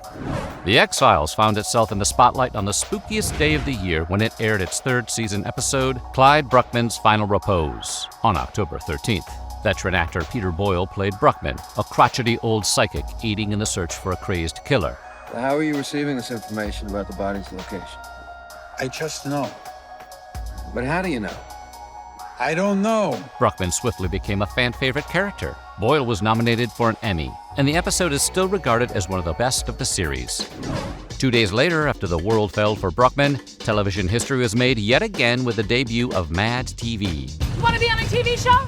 Sure, I got nothing better to do. The sketch comedy show was made, not so subtly, as a way to ride the coattails of Saturday Night Live. I believe we're gonna have to get medieval on your buttocks. Surprisingly, the plan worked. Mad TV ran for 14 seasons of critically acclaimed television, featuring future stars like Jordan Peele, Keegan-Michael Key, Orlando Jones, and several others before taking a bow in 2009. But as with so many of the shows on this list, Mad TV was briefly rebooted for just 8 episodes in 2016 on the CW. Must-see TV becomes NBC's Star-Crossed Thursday. 2.5 weeks later, NBC staged a crossover event between its smash hit show, Friends, and 2 of its other sitcoms. My brother and his boyfriend have been trying to adopt for 3 years. What agency did you two go through? The lead character from Caroline in the City appeared on Friends, while Friends characters Ross and Chandler appeared on The Single Guy and Caroline in the City, respectively. Now, if only they could make every show Friends.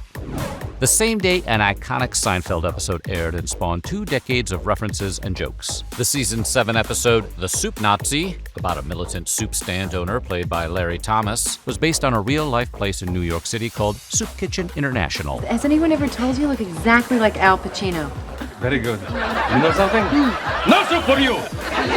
Come back 1 year! The next day, the surreal sketch comedy show Mr. Show with Bob and David, starring a then-unknown Bob Odenkirk and David Cross, made its debut on HBO. Here's your chance to fight back.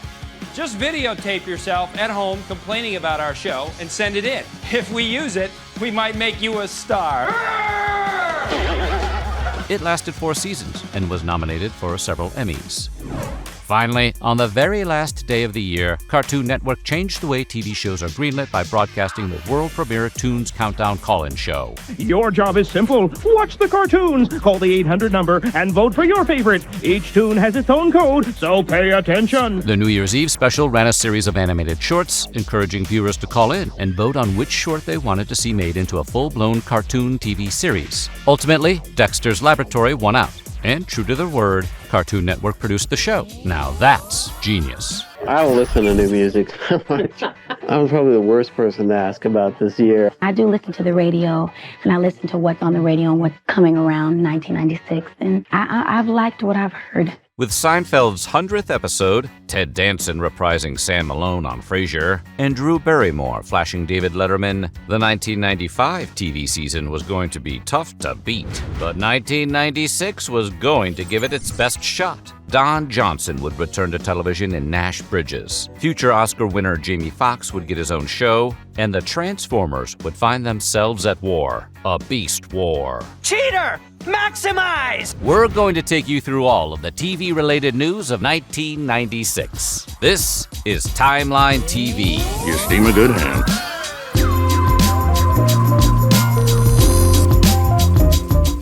Now, are you ready to find out what everyone was watching on TV the year Braveheart conquered the Academy Awards? Just look! Aliens landed in prime time when Third Rock from the Sun debuted on NBC. Look, that woman is going to drive with her feet. Don't you people have a home? No, we don't, but thank you for the idea. The sitcom, starring John Lithgow and Joseph Gordon-Levitt, was about 4 extraterrestrials living in secret on Earth. You're not from around here, are you? And it ran for 6 seasons.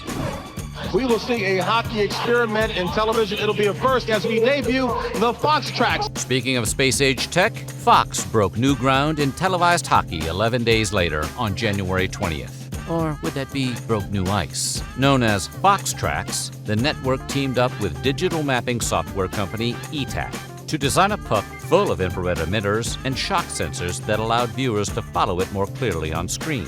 Think of the motorcycles in Tron.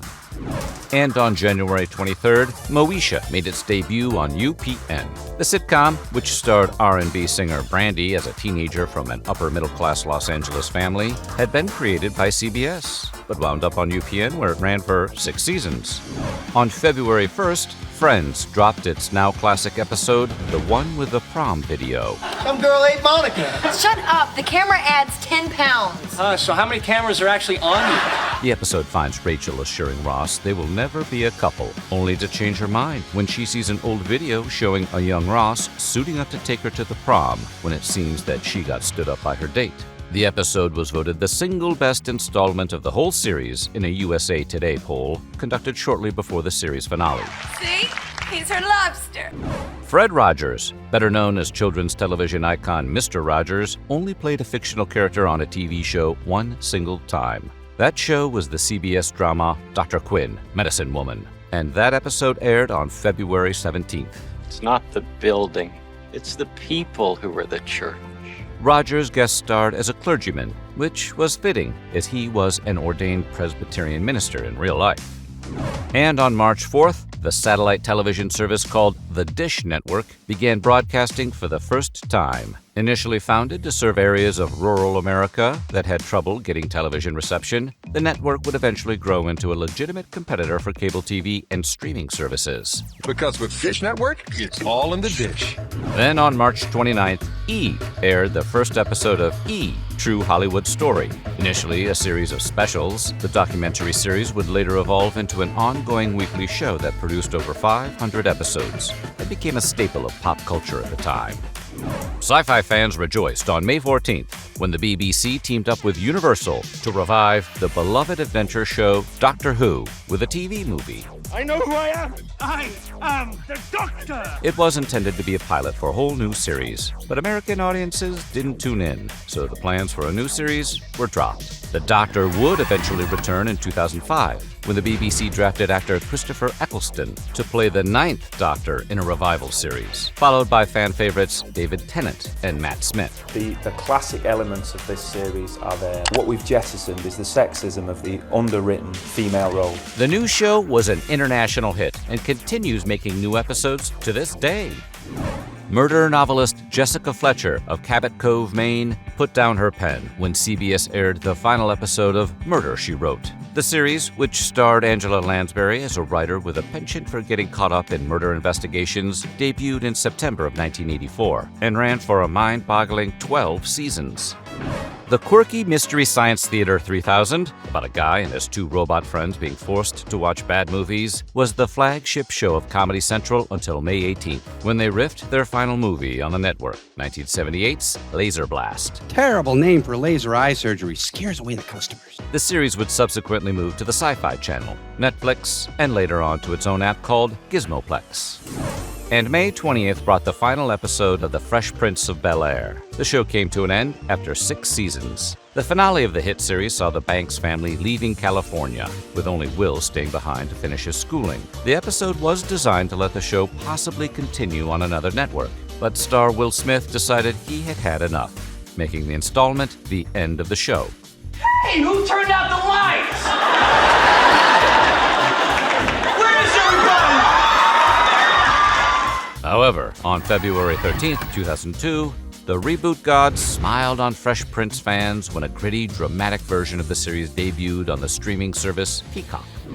And on June 23rd, the WWE crowned Stone Cold Steve Austin as its new King of the Ring champion. His victory speech inspired the now iconic Austin 316 tagline and kicked off the Attitude Era. Talk about your Psalms, talk about John 3:16. Austin 3:16 says I just whipped your ass. Speaking of major wrestling stars, the immortal Hulk Hogan stunned Hulkamaniacs everywhere on July 7th, when Hogan betrayed Macho Man Randy Savage and joined the New World Order. You can call this the New World Order of Wrestling, brother. Hogan had been the kid-friendly face of pro wrestling since the 1980s and had never played a villainous character before, so his unexpected heel turn upended the wrestling world and reinvigorated his career. Comedy Central broadcast the series premiere of its satirical news show, The Daily Show. The reporters you trust and the anchor you deserve. Linda Tripp is a man, baby! Originally hosted by Craig Kilborn, the show featured jokes about the day's headlines, as well as mockumentary-style reports from wacky correspondents, including future stars like Steve Carell and Stephen Colbert. The Daily Show. When news breaks, we fix it. Nickelodeon's Kenan and Kel premiered a few weeks later on August 17th. A spin-off of the network's popular comedy sketch show, All That, Kenan and Kel followed the misadventures of 2 Chicago teens, played by Kenan Thompson and Kel Mitchell, and ran for 4 seasons. Kenan, you can't take the audience with you. That's not right. Oh, here it goes. The Last Son of Krypton touched down 3 weeks later, when Superman, the animated series, debuted on the WB on September 6th. I'll be watching you, Luthor. Inspired by the success of Batman, the animated series, the new show combined elements of classic Superman lore with newer characters like Metallo and Lobo. Hi there, Face here. Wanna meet my new friend? She's a puppy named Blue. Hi, Blue. 2 days later, Nickelodeon unsuspectingly debuted what would become one of its most popular shows ever, Blue's Clues. Originally hosted by Steve Burns, young viewers followed along with host Steve Burns to search for clues left by Steve's blue-spotted dog, Blue. I can't find the clue. Right there! It's got Blue's paw prints on it. The show was influenced both by Mr. Rogers' Neighborhood and Sesame Street, and by the following year, it was the highest-rated program for preschool children. And on September 11th, Star Trek Voyager aired the now classic episode Flashback. We're being hailed, Captain. On screen. Mr. Sulu, I see they have finally given you the captaincy you deserve. Produced as part of the celebration of the franchise's 30th anniversary, Flashback featured the return of original series actors George Takei and Grace Lee Whitney. I called my agent. I told him the internet says I'm definitely doing Star Trek. And he says, I don't know anything about that. 2 days later, he called and said, "The internet's right." Star Trek's 30th anniversary celebration continued on November 4th, when Deep Space Nine aired Trials and Tribulations. The fan-favorite episode dropped Captain Sisko and his team smack dab in the middle of The Trouble with Tribbles, which was accomplished using footage from the original broadcast, as well as an appearance by actor Charlie Brill, reprising his role from the classic 1967 episode. I see myself standing with Kirk's head in one hand and a Tribble in the other. Today, it's considered one of the greatest episodes of any Star Trek series. Time flies so fast when you're trekking through the galaxies. No, it doesn't seem like 30 years at all. 5 days later, former Manhattan family court judge Judith Sheindlin made her debut as the judge of the court-based reality show Judge Judy. The series, which was modeled on the long-running hit The People's Court, featured real folks who agreed to have their disputes arbitrated by the no-nonsense Sheindlin on camera. Listen I to me. finished my presentation. You finished. I Because I haven't. finished. It's I haven't. $1,500 and you better stop playing that noise. It turned out to be a winning formula, and the show ran for an astounding 6,280 episodes over 25 seasons. A witch can turn every person into a toad that misses the premiere of her new TGIF show. Just kidding. Sabrina the Teenage Witch jumped from the pages of Archie Comics to her own live-action TV series on September 27th. I'm going to my room. Come on, Salem. Can you wait till I finish my milk?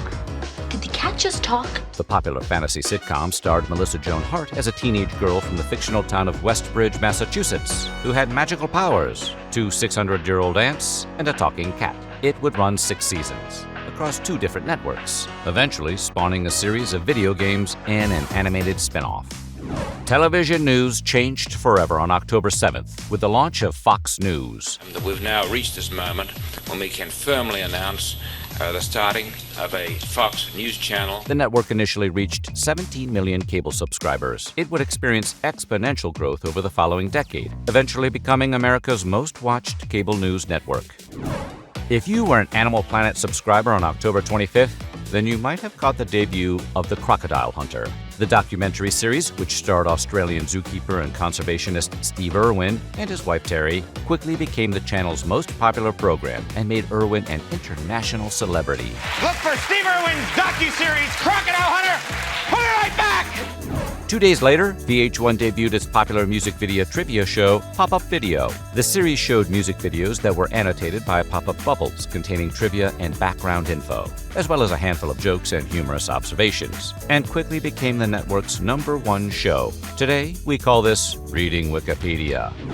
The Shredder finally came out on top on November 2nd, when Teenage Mutant Ninja Turtles broadcast its final episode. The cartoon, which debuted back in 1987 and ran 10 seasons, made icons of its heroes, who would go on to star in a slew of other cartoons, video games, and feature films. Sensei means leader or guide, but you no longer need a guide. 1 day later, The Simpsons aired its fan-favorite episode, You Only Move Twice, featuring comedy legend and frequent Simpsons guest star Albert Brooks as Homer's new boss, Hank Scorpio, a charming and personable supervillain. Stop him! He's supposed to die! Nice work, Homer! Am I proud of you? Well, when you go home tonight, there's gonna be another story on your house. 3 decades later, it's still considered one of the show's best episodes. Speaking of iconic villains who got shot in season-ending cliffhangers, Larry Hagman got back into character as Dallas's J.R. Ewing for the TV movie Dallas, J.R. Returns on November 15th. The original series had ended on a cliffhanger, strongly implying J.R. had offed himself, but the movie cleared that up by essentially saying, nuh-uh. Hey, they wrote off an entire season as a dream once. The movie was a ratings success, leading to another TV movie in 1998 and a revival series in 2012.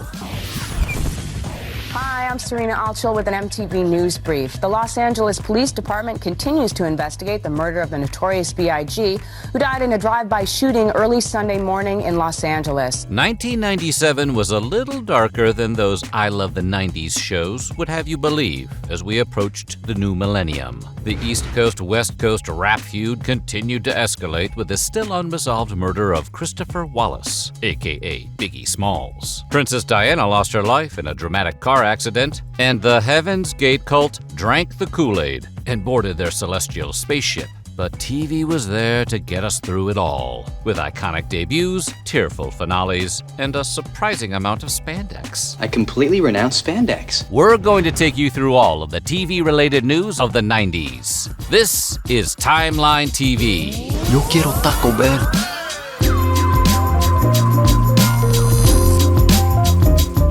Now, are you ready to see what was on television the year Titanic dominated the box office? Whatever. We rang in the new year on the small screen with a brand new TV rating system. Parental rights advocates had been pressuring the federal government for years to implement a system similar to the G through NC-17 system for motion pictures, and it finally went into effect on January 1st. With everything else we have to do, these guidelines make life a little easier. That same day, the emergency alert system went into effect. This is a test of the emergency alert system. The EAS allowed for the override of cable, satellite, and broadcast television for emergency purposes. Like the television rating system, the EAS is still used today. The first new TV series of the year debuted on January 9th on PBS. On Antiques Roadshow, people from all over the country could have their old or mysterious items appraised by experts. And viewers at home got to see how much each tchotchke was worth. $15,000. I'm glad to hear it, because I need a new car. Since people are nosy, the show was a huge success. It's been running for 29 seasons so far and has spawned countless imitators. 3 days later, Americans met a hard-working propane salesman and his family when King of the Hill premiered on Fox. And you just have the one son? Yeah, well, we would have liked to have more kids, but Hank has a narrow urethra. Peggy! The animated sitcom, created by Mike Judge and Greg Daniels, would run 13 seasons before closing it out in 2009. The Simpsons aired a fan-favorite episode on February 9th. The Itchy and Scratchy and Poochie Show lampoons the real-life business of television production, as Homer voices a new character named Poochie on the Itchy and Scratchy Show in an attempt to boost ratings. Catch you on the flip side, dude masters! Not! Poochie's unceremonious dismissal from the show has since become internet shorthand for killing off an unpopular character. I have to go now. My planet needs me. Historically speaking, you can't go wrong with a legal drama. And the practice continued to prove that old adage when it debuted a month later on March 4th. Starring Dylan McDermott, the show ran for 8 seasons. I think it's tough defending the guilty, Lindsay. Try the innocent. It's terrifying. And was so well received that once it ended its original run in 2004, it was immediately replaced by a spin-off, Boston Legal, which premiered on October 3rd, 2004, and went on to be even more successful than its predecessor. The show was nominated for a total of 26 Primetime Emmy Awards, before bowing out in 2008. 6 days after The Practice debuted, Buffy the Vampire Slayer sank its fangs into viewers on March 10th. Buffy is produced by Mutant Enemy, which is my company. The name comes from the name I gave my first typewriter when I was 15. Described by creator Joss Whedon as a mix between My So-Called Life and The X-Files, the show was a hit with teenage viewers and lurked between the WB and UPN for 7 seasons, ending its run in 2003. The now classic Frasier episode, Ham Radio, aired for the first time on April 22nd. The 4th season episode sees Frasier attempt to direct an old-time radio drama for KACL, only to have his controlling directing style ruin the show. I just spent 2 hours in the dentist chair. This is a grisly business, Miss Thorndike. I can't believe any of my guests could be a moppable murderer. But while the radio drama was a disaster, the episode itself is widely regarded as one of the show's best. From Stephen King, the creator of It, comes a completely new vision of terror. 5 days later, a decidedly less funny program aired on ABC.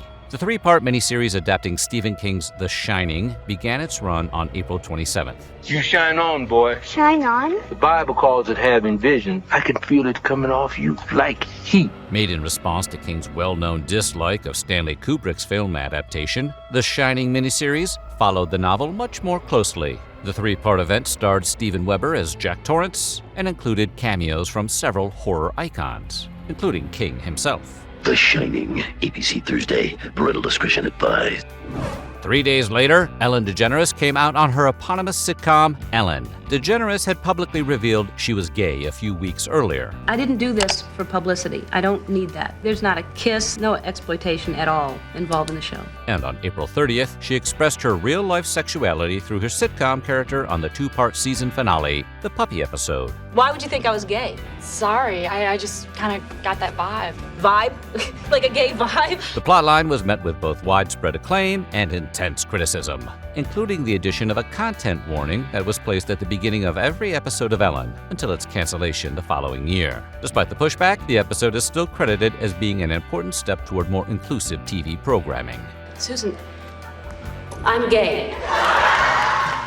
Join us as we say goodbye to Roseanne, ABC Tuesday. The long-running ABC sitcom Roseanne aired its final episode 3 weeks later. The sitcom, which followed the lives of a blue-collar family just a rung or two above dysfunctional, became a surprise phenomenon, airing its finale May 20th after a 9-season run. This is just the best. I really like the way this place is cheese grips across it. No, honey, I wasn't talking about the pizza. I was talking about, all of us being together like this. To me, it's the end of a marriage, almost.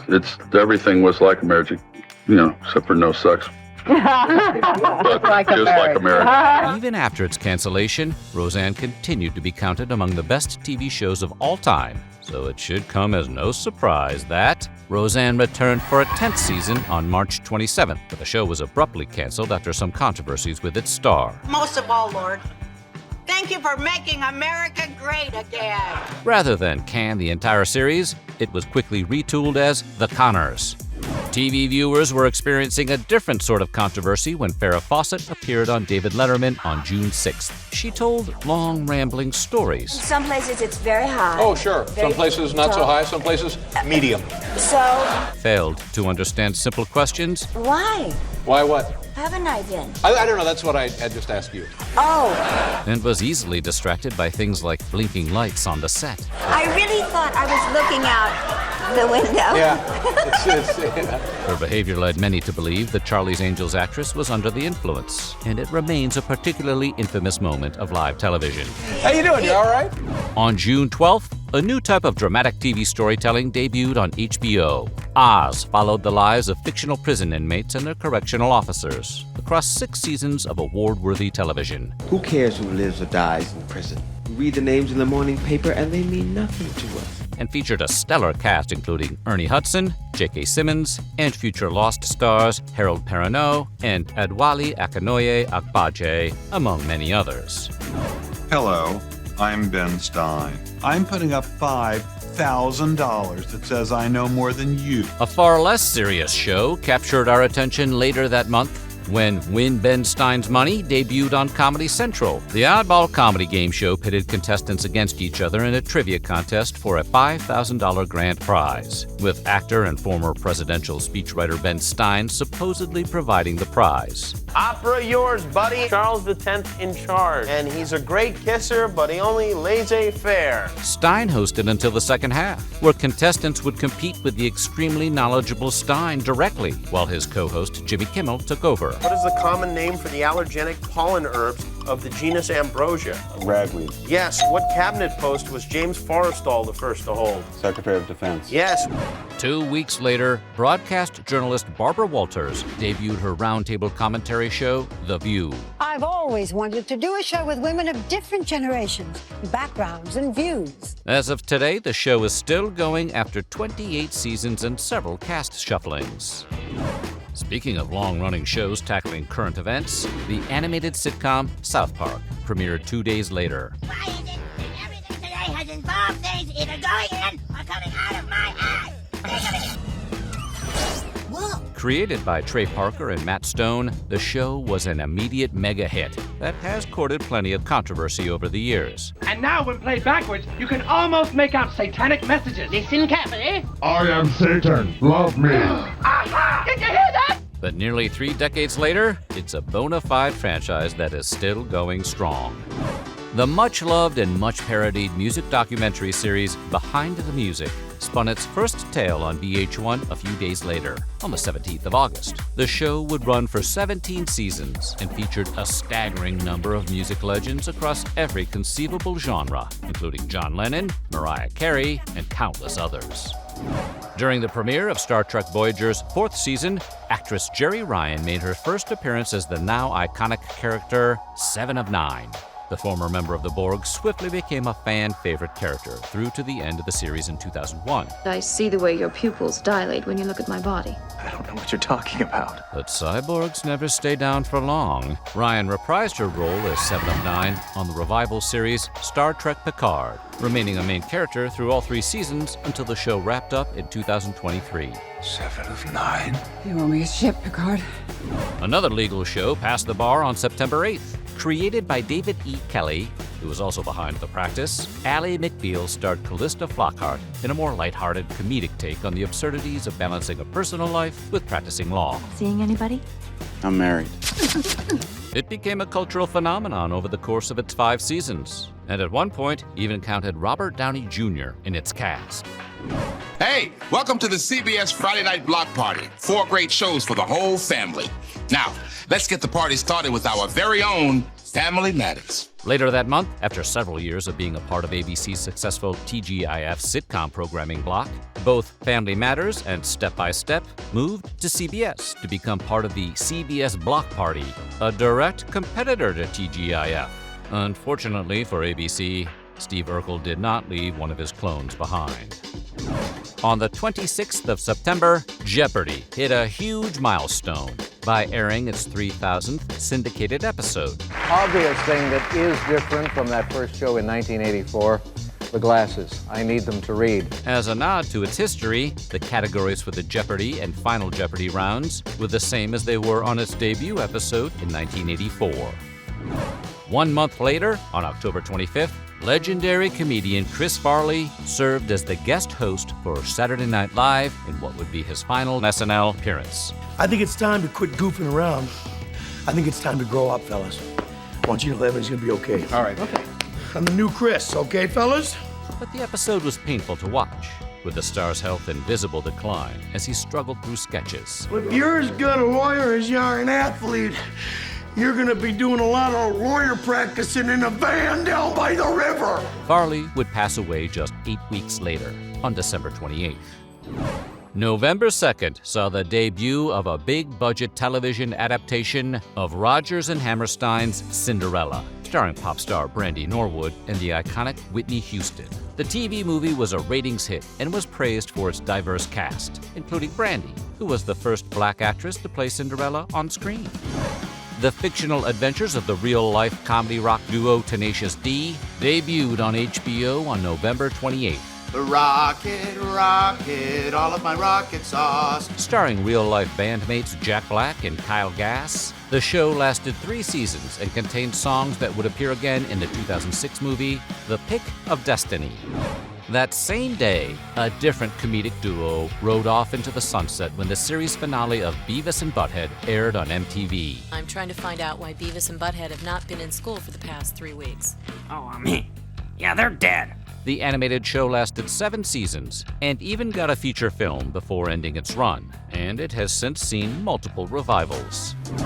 And finally, to celebrate the holiday season, TNT and TBS teamed up to air the 1983 film A Christmas Story 12 consecutive times, from the evening of Christmas Eve into the evening of Christmas Day.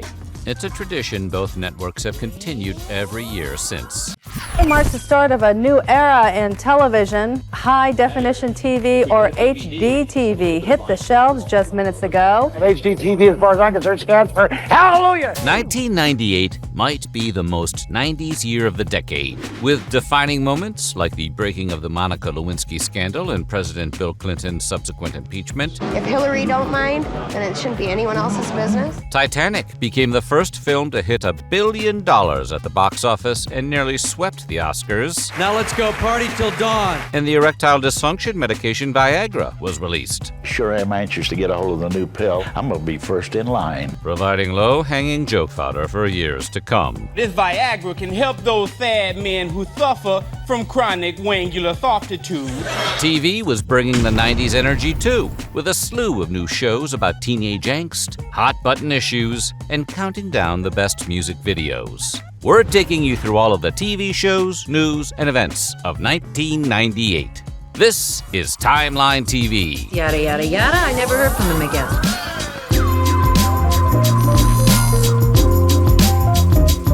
Now, are you ready to find out what everyone was watching on TV the year Chapel Roan was born? Yes, we can! Great!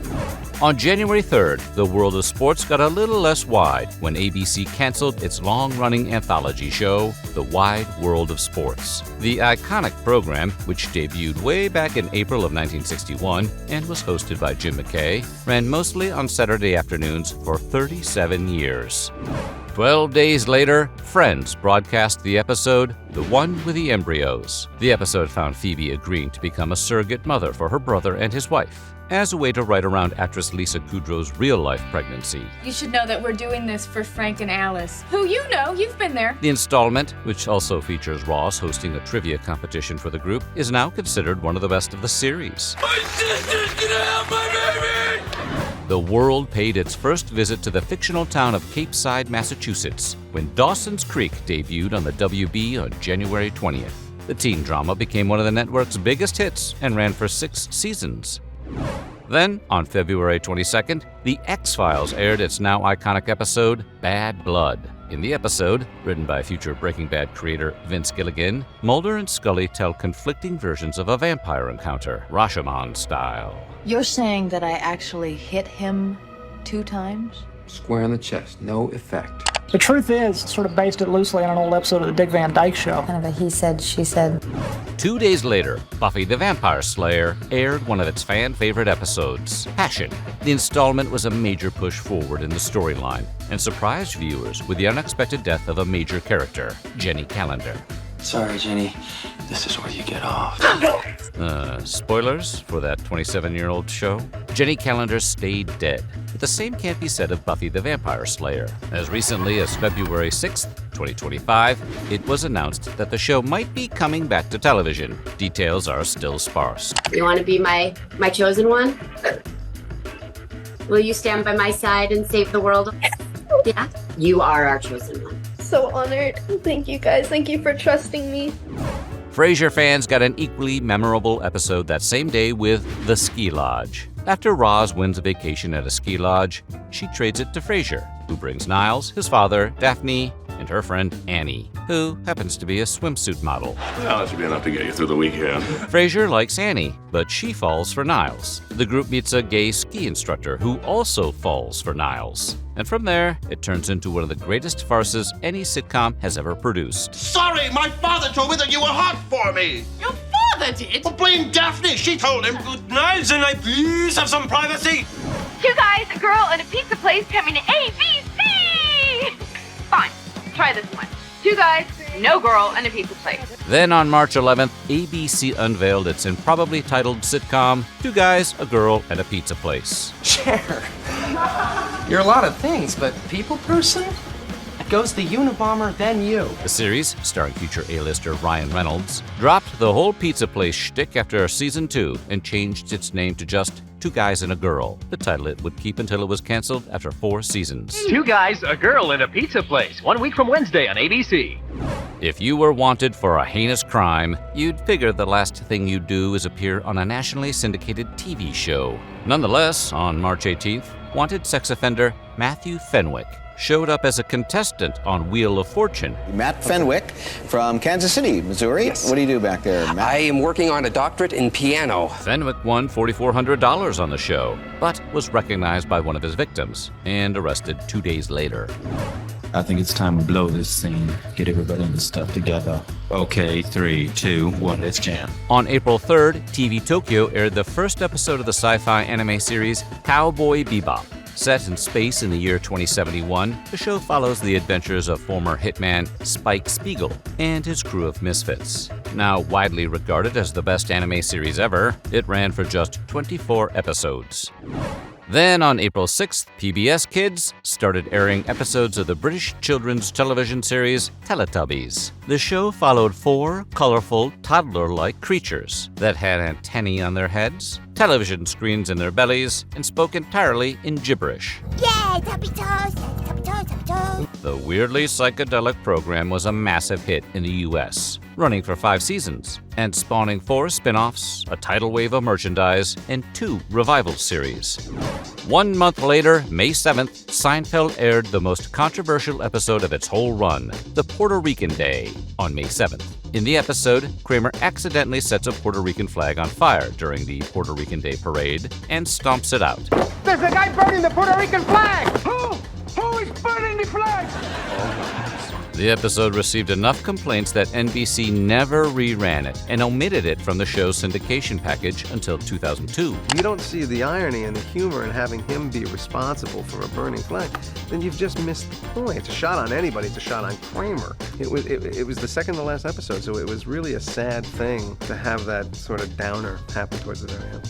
Just 1 week later, it was time for the world to say goodbye to Seinfeld for good. Titled simply The Finale, the episode, which was preceded by an hour-long clip show, was deliberately anticlimactic and ended with all 4 main characters in prison. Today, it's still regarded as one of the most divisive series finales in TV history. Haven't we had this conversation before? You think? In Los Angeles today, the actor and comedian Phil Hartman was shot to death in his own home, apparently by his wife. Clearly something went very wrong. Tragedy struck in the early hours of May 28th, when actor Phil Hartman, famous for his work on Saturday Night Live, The Simpsons, and News Radio, was slain by his wife, Bryn, who ended her own life shortly after. The exact motive behind the shocking crime remains unclear to this day. On June 6th, HBO aired the pilot for a new show about 4 women trying to find love in the Big Apple. Why are there so many great unmarried women and no great unmarried men? Over its 6 seasons, Sex and the City, starring Sarah Jessica Parker, Kim Cattrall, Kristen Davis, and Cynthia Nixon, became a massive hit that would garner 50 Emmy nominations and have a real impact on the world of fashion. Since then, it spawned 2 feature films, a 2013 prequel series, and a 2021 sequel series. After 9 seasons, the ABC sitcom Family Matters aired its series finale a little over a month later. Originally a Perfect Strangers spin-off, Excuse me, baby.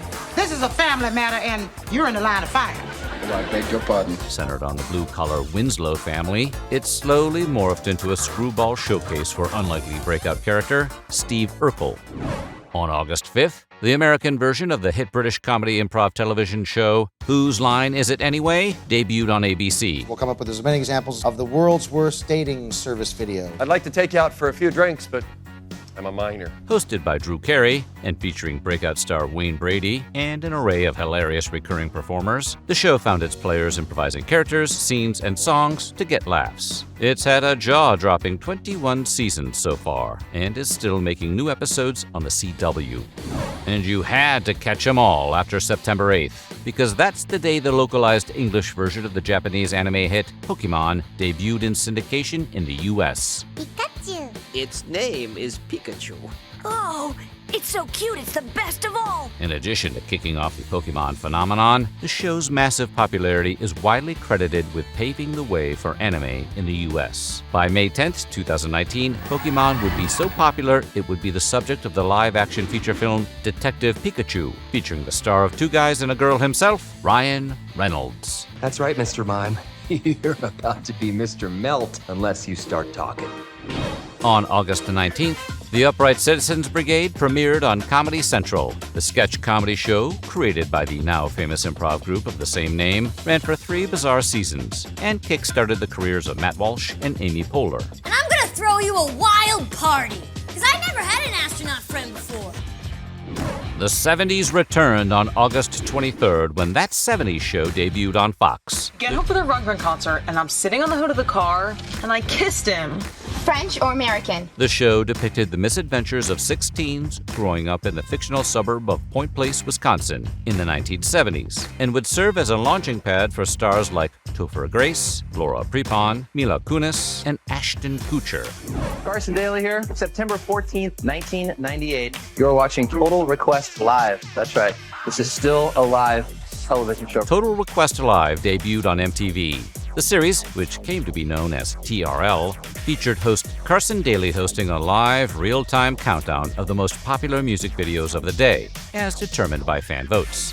Piggybacking off Daly's then enormous popularity, the show became a pop culture tastemaker. Daly would depart in 2003, but the show would keep chugging along with a succession of hosts until 2008. 1 week later, the King of Queens took the throne on CBS, a working-class family sitcom loosely inspired by the classic series The Honeymooners. The series followed the lives of Doug and Carrie Heffernan, a couple living in the Rego Park neighborhood of Queens in New York City. What are you so upset about? I was just going to the movies. That part's fine, just fine. The part I'm having a problem with, Dad, is the hookers. It would run an impressive 9 seasons, making stars out of Kevin James, Leah Remini, and Patton Oswalt. Meanwhile, over on NBC, that very same night, viewers were getting their first ever look at Will and Grace. Terrace, beautifully decorated by talented women who hate looking for apartments, gay best friend included. Ha-ha! The new sitcom focused on the friendship between a gay lawyer named Will and a straight interior designer named Grace, respectively played by Eric McCormick and Deborah Messing. The groundbreaking series would run 8 seasons and get a 3-season reboot in 2017. To my Will, you are my hero and my soulmate. You probably don't remember The Secret Diary of Desmond Pfeiffer, and that's a good thing. The UPN series, which debuted on October 5th, focused on a black English nobleman who is chased out of England and winds up becoming Abraham Lincoln's valet. This came for you. It's new. Should get you from here to Salem in half the time.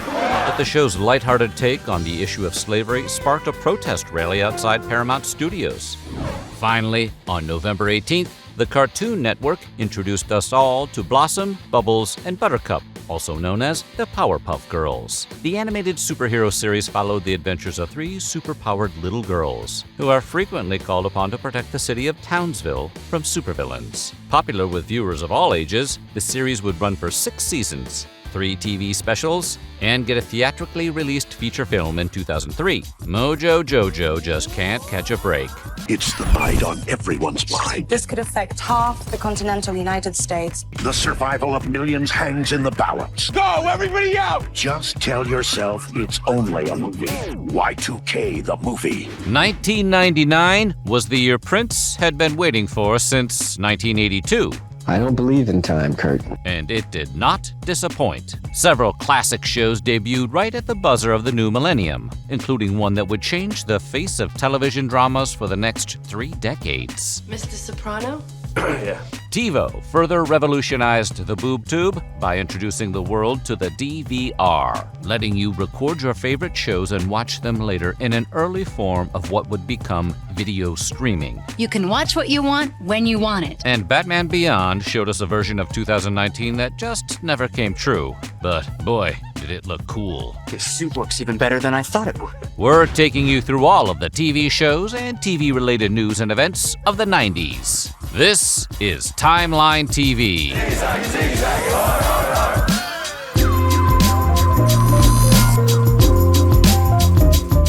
Now, are you ready to find out what everyone was watching the year Napster was created? Holla, holla. On January 10th, HBO dropped the first episode of what is now widely considered the single greatest television drama of all time, The Sopranos, starring James Gandolfini as Tony Soprano, a New Jersey mafia boss who seeks the aid of a psychiatrist after encountering difficulties balancing his family and professional lives. Any thoughts at all on why you blacked out? I don't know. Stress, maybe. Oh, you prick! Where's my money? The show ran for 6 seasons and won 21 Emmy Awards.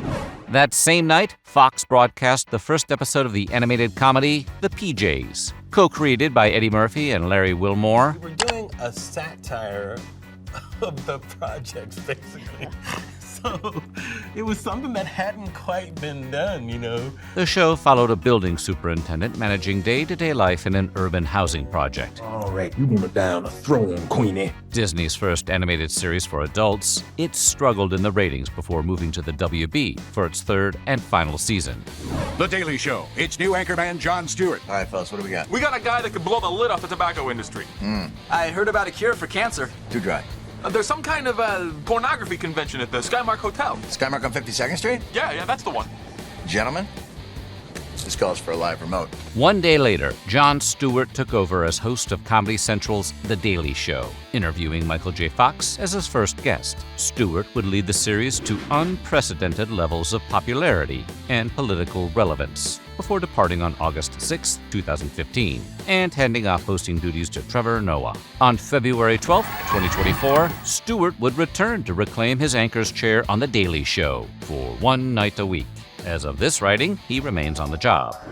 On January 23rd, film critic Gene Siskel appeared on what would be his final episode of the iconic movie review series, Siskel and Ebert. The installment would find the two reviewing the films At First Sight, Another Day in Paradise, The High-Low Country, Playing by Heart, and The Theory of Flight. Siskel, who had been diagnosed with a brain tumor, would soon announce he was taking a temporary leave of absence from the series. Sadly, he would die from complications from brain surgery less than a month later, on February 20th, 1999. People always asked if we really hated each other.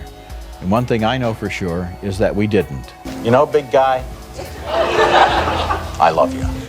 Just over a week later, Fox aired the very first episode of the animated comedy Family Guy. Famous for its surreal pop culture references and edgy humor, Funny guy, Tom Hanks. Everything he says is a stitch. I have AIDS. the show initially struggled in the ratings and was canceled after just 3 seasons. However, reruns on the Cartoon Network would turn it into a cult hit, leading directly to a revival in 2005. Well, this is peaceful. Friends had a lot of iconic episodes, but the one where everybody finds out, which aired on February 11th, is among the most beloved. In the episode, Phoebe learns that Monica and Chandler are secretly seeing each other, one of the most significant developments in the show's history. Phoebe just found out about Monica and Chandler. You mean how they're friends and nothing more? It was nominated for 3 Emmy Awards and is regularly cited as the single best episode of the series. I love you, Monica. I love you too, Chandler.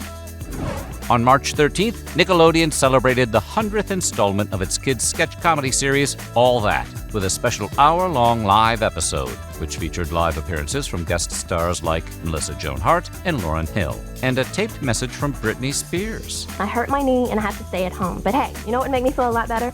Watching my favorite character, Detective Dan. It was the first and only time the show was entirely performed before a live studio audience. 3 weeks later, Fox introduced the world to Futurama. The sci-fi animated series from Simpsons creator Matt Groening followed the adventures of Philip J. Fry, a delivery boy who wakes up 1,000 years in the future. My parents, my coworkers, my girlfriend. I'll never see any of them again. Yahoo! Where he becomes friends with a one-eyed mutant named Leela and a sassy robot named Bender. It was canceled after 4 seasons, but like Family Guy, it would become a cult classic, leading 2 separate revivals.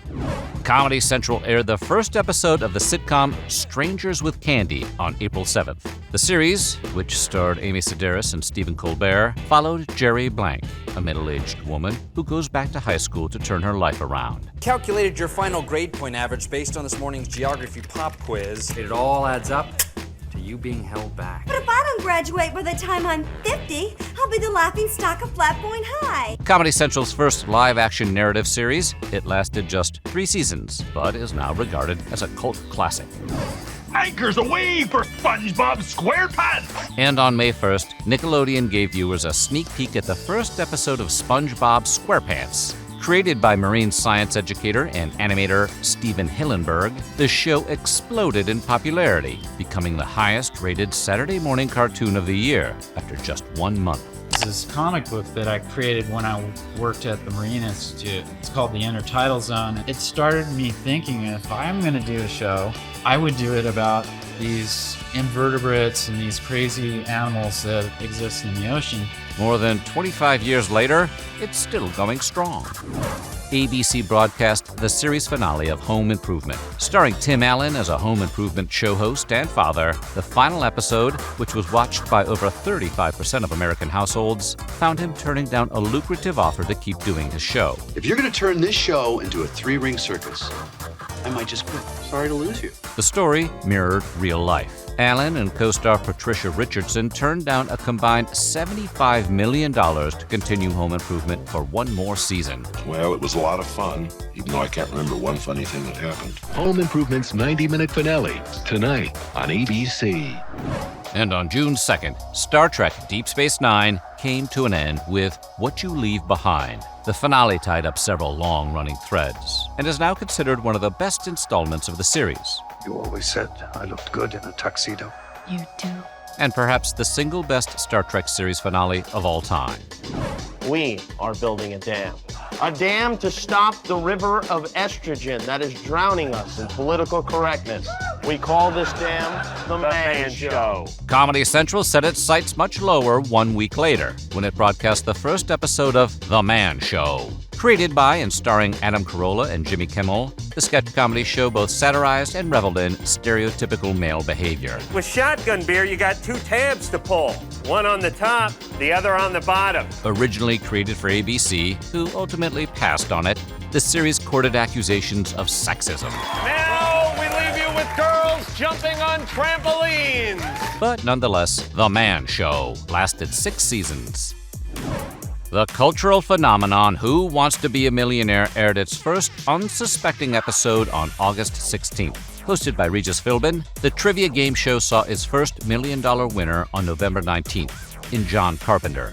And this should make you a real crowd favorite. John works for the IRS. And not the director of Escape from New York. The show would run an astounding 22 seasons, in the process spawning a slew of catchphrases like, I'd like to call a friend. On September 13th, the surreal slacker comedy Spaced premiered on UK's Channel 4. Hey, what's that for? I was thinking we'd do that thing, you know, like in that film with Andy McDowell and Gerard Depardieu. You know, where they get married so that she can keep a house. That should do it. Featuring future stars like Simon Pegg and Nick Frost, the show was directed by Edgar Wright, who would reunite with Pegg and Frost for the cult hit Cornetto Trilogy. Moving into the fall, Law & Order aired the first episode of its popular spin-off, Law & Order Special Victims Unit, on September 20th. I do see myself as the father of 4 children, none of whom I'd like exposed to Mr. Gloucester's shortcomings. Shortcomings, my ass, you butthead! Originally starring Mariska Hargitay and Christopher Maloney, the show has run for 26 seasons and is still making new episodes. America got a new TV president on September 22nd, when The West Wing debuted on NBC. Created by Aaron Sorkin, the series followed Martin Sheen's president, Josiah Bartlett, and his Oval Office staff as they navigated a 2-term presidency. Thy father is the 3rd commandment. Then what's the 1st commandment? I am the Lord your God. Thou shalt worship no other God before me. Boy, those were the days, huh? The politically influential series would win an unprecedented 9 Emmys in its first season and 27 over its whole run. September 25th, NBC aired the pilot for the Judd Apatow-produced teen drama Freaks and Geeks. May I join you here in the Enterprise Mess Hall? I'm so hungry I could eat a tribble. I don't get it. Set in the 80s, the series, which was about the ups and downs of being a teen, featured a number of soon-to-be famous faces including James Franco, Seth Rogen, Jason Segel, and Linda Cardellini. It was canceled after just 12 episodes, but thanks to Apatow involving its cast in his movies, it eventually came to be considered a cult classic. September 26th may have been a Sunday, but that didn't stop NBC from celebrating the 25th anniversary of Saturday Night Live. Well, who was your favorite cast member that you ever got to work with? Well, that's a tough one, but I'm going to say Will Ferrell. That guy is going to make it. Very talented. The 3-hour primetime special featured appearances from luminaries like Bill Murray, Dan Aykroyd, Billy Crystal, Lorraine Newman, Garrett Morris, and Steve Martin, among dozens of others. 25 years seemed like a lot, but on February 16th, many of the same stars turned out once again on a Sunday to celebrate SNL's 50th anniversary. The special again featured an army of guest stars, including A-listers like Ryan Reynolds and Emma Stone.